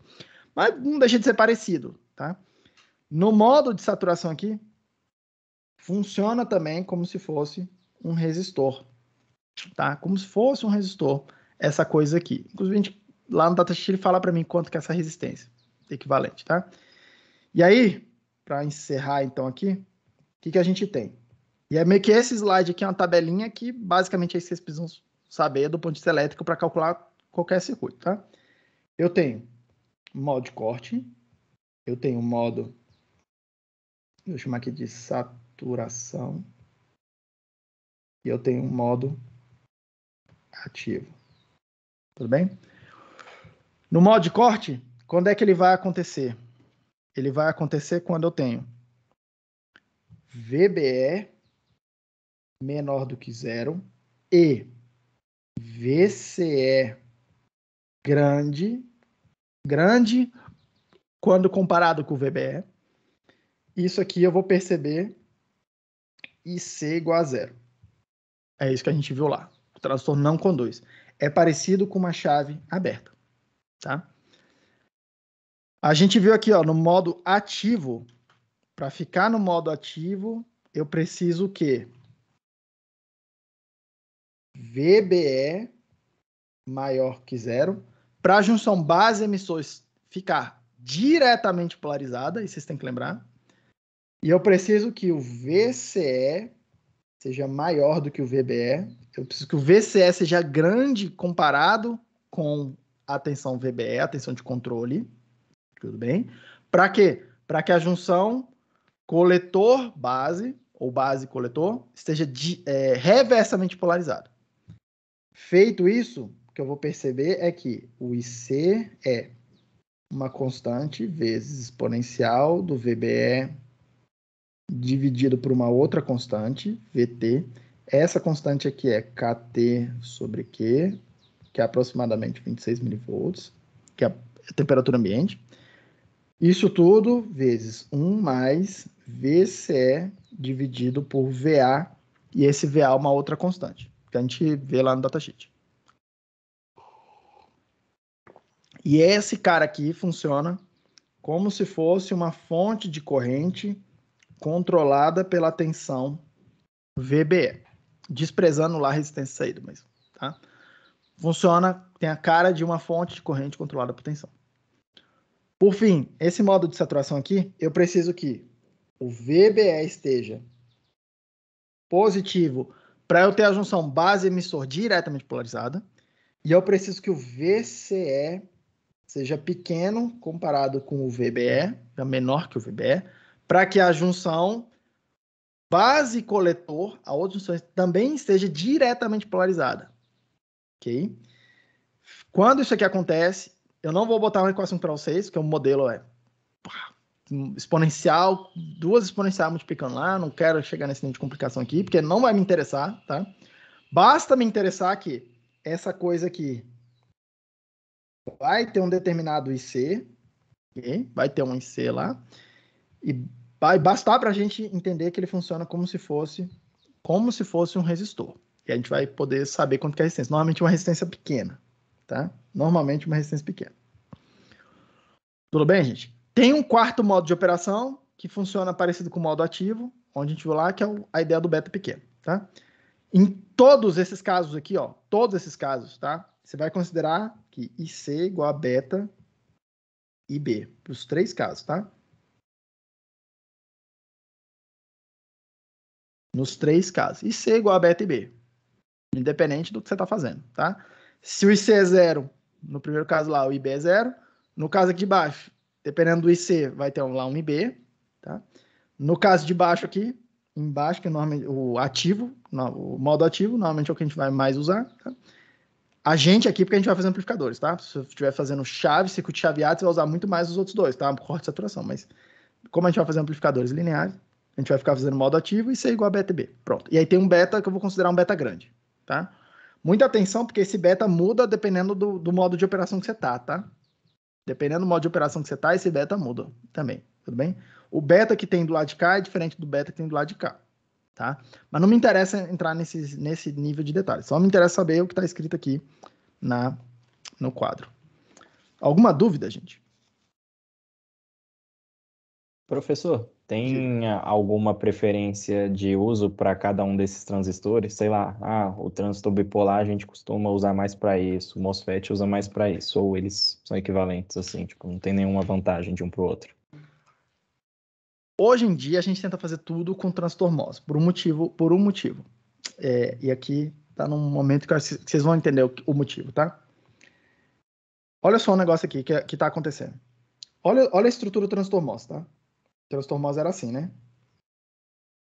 Tem um capacitor aqui. Tem um capacitor, repare, tá? Tem um capacitor aqui, ó. Um capacitor, literalmente um capacitor de placas paralelas, né? E aí o que acontece? Que a gente vai, no mundo real, essa capacitância ela vai ter um papel fundamental na hora de escolher o que eu vou fazer, tá? Aí olha só um negócio aqui. Essa capacitância, eu posso considerar, tem ó, uma certa capacitância daqui para esse terminal, daqui para esse terminal, daqui para esse terminal. Tudo bem? Então é como se eu pudesse pensar o seguinte, ó. Isso aqui, do ponto de vista das capacitâncias, eu tenho capacitância, ó, daqui para cá, como se fosse um capacitor. Não é um capacitor que eu coloquei lá de propósito, tá? É por conta da construção, por conta da geometria dessa coisa. Tem um caráter capacitivo aqui. Tem um capacitor ligado aqui para cá. A gente chama isso aqui, inclusive, ó, de CGD. Esse aqui a gente chama de CGS. Beleza? Vai ter, perceba, vai ter um capacitor que liga. Deixa eu desenhar ele aqui. Tem o corpo aqui, né? Tem o substrato, tá? Vai ter um capacitor aqui, que a gente costuma chamar de CGB, o que está ligado entre a porta e o bulk, o corpo, tá? E por fim, lembre que quando eu tenho junção PN reversamente polarizada, junção PN, tá? Junção PN, eu tenho um lado condutor, eu tenho uma camada de depressão que é pouco condutiva, tem pouca carga móvel, e eu tenho do outro lado muita carga móvel, do outro lado da junção. Então a junção, como eu mostrei lá para vocês quando a gente estava falando de junção PN a primeira vez, ela tem uma cara capacitiva também, tá? Então tem um último capacitor aqui, tá conectado daqui para cá, que a gente chama de CDS, beleza? Então repare, tem um monte de capacitância aqui, um monte de capacitância, tá? No transistor bipolar também aparece um monte de capacitância, tá? E repare um negócio, eu desenhei para vocês o transistor bipolar assim, né? Eu desenhei ele assim, ó. Como é que era? N, P, N+. Eu desenhei ele assim. Mas muito difícil a gente fabricar ele assim, tá? Tem dois tipos no mundo real de transistores MOS, de duas geometrias possíveis para eles. A primeira delas é assim. Eu começo com material do que? Tipo N. Eu faço uma ilhazinha tipo P aqui. E eu faço depois uma ilhazinha aqui dentro, tipo N. Que é o que a gente chama de transistor vertical, tá? Normalmente a gente chama esse cara aqui de vertical. Tudo bem? Esses são os melhores transistores bipolares que a gente sabe fazer. O problema é que eles são complicados de fazer, tá? Tem que fazer meio que um sanduichinho de coisa aqui. E lembrando, como é que eu faço para injetar essas cargas? O N eu começo com o negócio N. Só pegar lá e começar com N. É parte fácil. Para eu botar o P aqui, eu preciso injetar a carga P aqui para formar essa região. E aí fica tudo P aqui. Aí depois, para formar esse N, eu preciso injetar a carga N aqui, ó, para compensar o P. Então essa região P, essa região N que tem aqui, ela é cheia de defeitos, tá? E aí isso dá um monte de problema lá no funcionamento do transistor. Dá um monte de não idealidades, tudo bem? Mas, normalmente, a gente consegue bons betas fazendo isso aqui, tá? O outro tipo de transistor bipolar, ele é mais compatível com a tecnologia do MOSFET, tá? Porque perceba, o MOSFET, na tecnologia do MOSFET, eu quero evitar ficar fazendo essas coisas verticais, eu quero fazer as coisas mais horizontais, tá? Então, o que a gente faz? A gente começa com material P, faz uma regiãozinha N aqui, faz uma regiãozinha N do lado de cá. É como se eu fosse fazer o transformose e não botar a parte de cima, assim, como é que chama ali, gente? Não botar o isolante em cima e o terminal de porta. Vai virar um transistor NPN, igualzinho a gente acabou de ver, um bipolar. Esse cara a gente chama de transistor lateral, tá? Todo transistor MOS tem um transistor bipolar lateral lá, querendo ou não, vai ter um transistor aqui, né? Ó, NPN ligado aí, ou PNP, tá? Conectado aí. Isso, inclusive, é um problema, tá? Esse transistor aí, ele, inclusive, gera um problema pra gente, que eu não vou comentar aqui em Eletrônica 2, a gente fala mais detalhes sobre isso. Mas olha só o negócio aqui, tá? Eu tenho, da mesma forma aqui, cadê o transistor polar? Independente de como você faça, tá? Eu tenho uma capacitância de junção aqui, uma capacitância de junção daqui para cá e uma capacitância de junção daqui para cá. Então tem um monte de capacitor espalhado para essa coisa toda, tá? No caso do transistor bipolar, esses capacitores, eles vêm das capacitâncias das junções, tá? No caso do transistor MOS, esses 3 capacitores aqui, ó, eles vêm de um capacitor de placas paralelas mesmo, e não de capacitância de junção. De junção mesmo, só um, tá? E qual que é o problema de ser capacitância de junção e qual que é a vantagem de ser capacitor de placas paralelas, tá? A junção, eu não consigo reduzir fisicamente o tamanho dela muito, tá? Porque eu não tenho controle, lembra de novo lá que eu falei para vocês, eu não consigo fazer essas junções aqui, ó, uma linha cravadinha. Eu tenho um gradiente. Eu tenho essa junção, ela é suave, que a gente chama, ela não é uma junção abrupta. O que acontece, então, se eu tentar fazer essa junção aí, ó, dos 2 casos, muito pequenininhas, fica muito misturada a coisa toda. Não fica bem definido um lado N, um lado P e outro lado N. Fica tudo meio misturadão lá, tá? Ou seja, na prática do mundo real, como eu não tenho um controle muito fino sobre a linha ali das junções, tá? Tem meio que o tamanho mínimo que eu preciso para fazer as junções. Eu não consigo fazer uma junção muito pequenininha. Ou seja, eu não consigo diminuir essa capacitância muito. Porque se eu diminuir o tamanho físico, diminui o tamanho das placas, diminui a capacitância geral, tá? No transistor MOS, não. No transistor MOS, eu consigo fazer esse diabo aqui. Eu consigo fazer essas 2 dimensões aqui, ó, o L e o W, muito pequenas. Muito pequenas de verdade, tá, gente? Hoje a gente está falando em fazer isso aqui, ó, esse L, se fosse um L equivalente, tá? A geometria é um pouco diferente hoje em dia, mas se eu fosse fazer um L equivalente aqui, a gente está falando em fazer isso aqui com tecnologia de 7 nanômetros. Nano é 10 a menos 9, ok? Para vocês terem uma noção, o tamanho, mais ou menos, de um átomo de silício é da ordem de 10 a menos 10. Isso aí eu estou falando para vocês que tem mais ou menos uns 7 a 10 átomos de silício alinhados ali, ó, naquela direção L. Esse é o tamanho da coisa que a gente está fazendo hoje. Tá? Essa é a tecnologia estado-da-arte comercial. Isso está no celular de vocês aí, se vocês tiverem um celular top de linha hoje. Isso está no computador de vocês, se tiver um computador top de linha hoje. Ok? O W, a gente consegue fazer bem pequenininho também. Tá? Para isso, a gente precisa compensar aqui, ó, TOX precisa ser pequenininho também, tá? Para poder ter uma capacitância razoável ali, para poder ter controle. Tudo bem?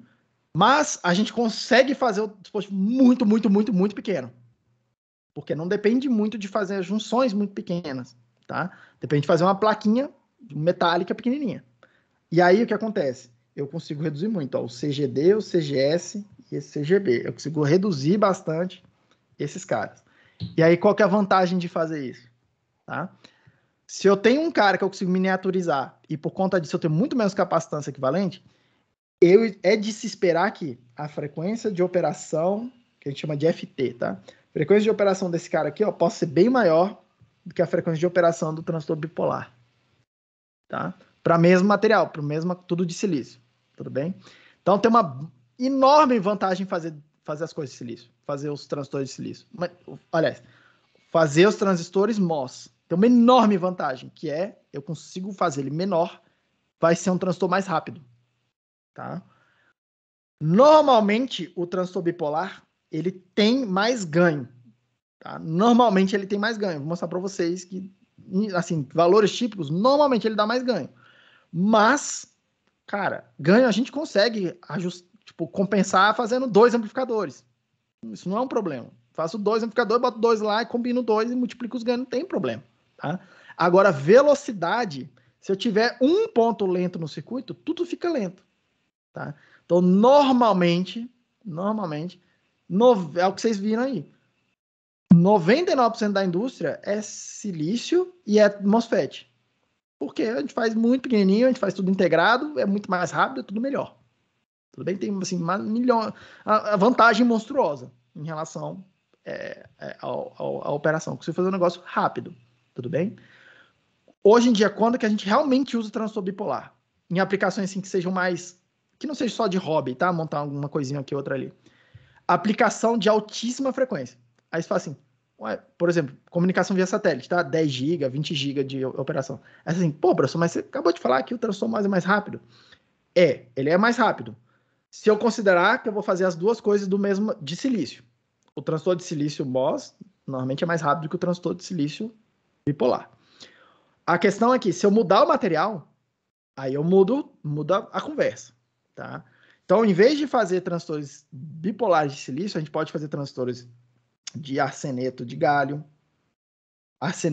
de outros materiais semicondutores mais estranhos. E esses caras aqui, eles conseguem operar na velocidade muito mais alta, assim, uma frequência muito, muito, muito mais elevada. Porque aqui o que a gente faz é mudar a mobilidade dos caras, tá? Então a gente muda a mobilidade, esses caras começam a operar mais rápido, ok? Mesmo eles sendo maiores, sendo mais capacitantes, eles operam mais rápido quanto que a gente mexe nas características físicas do material, tudo bem? E aí, para comunicação de altíssima frequência, normalmente é feita com transistor bipolar, mas são transistores bipolares meio esquisitões, porque eles são feitos com esses materiais esquisitos.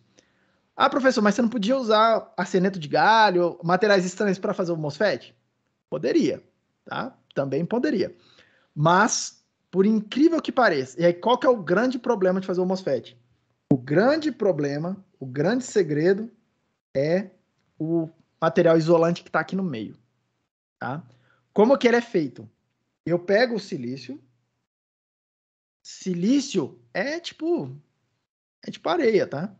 Assim, enfim. Quando ele está bem purificado lá, é silício. Ele é super reativo com oxigênio. Então, basta eu botar o oxigênio, ele forma uma camadazinha aqui, ó, de SiO2.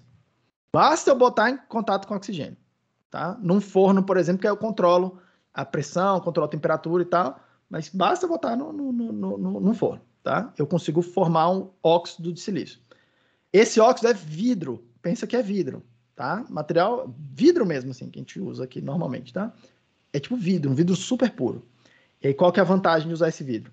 É um material que é fisicamente compatível com o próprio material que está embaixo. Ele é feito do próprio material que está embaixo, tá? É basicamente oxidação do silício. E ele é um excelente isolante elétrico e ele é um excelente isolante químico. Eu posso fazer o inferno aqui em cima depois, que ele protege o que tá embaixo. Ele é um escudo químico e a gente usa isso para formar as outras camadas do transistor. A gente usa essa proteção durante a fabricação. Nos outros materiais estranhos, lá, arseneto de galho, germânio, eles não formam óxidos que têm essa qualidade de barreiras químicas. Tá? E eles não são tão bons eletricamente, mas eles não são tão boas barreiras químicas. E aí eles dificultam a gente montar as outras etapas do transistor, fazer as outras etapas aqui, tá? Que eu não estou mostrando para vocês. Às vezes dificultam o processo de fabricação. O processo de fabricação não é tão simples, tá? Por conta disso, o processo é mais complexo, eles são transistores normalmente piores, os MOSFETs que não são feitos de silício, tá? Por isso que quando a gente fala em MOSFET, normalmente a gente está falando de silício, por conta do óxido. Normalmente, quando a gente está falando de comunicação de altíssima frequência e altíssima potência, a gente vai falar em transistor bipolar de materiais estranhos. Fora isso, é silício na veia, tá? E transistor MOS na veia. Tudo hoje, basicamente, é MOSFET.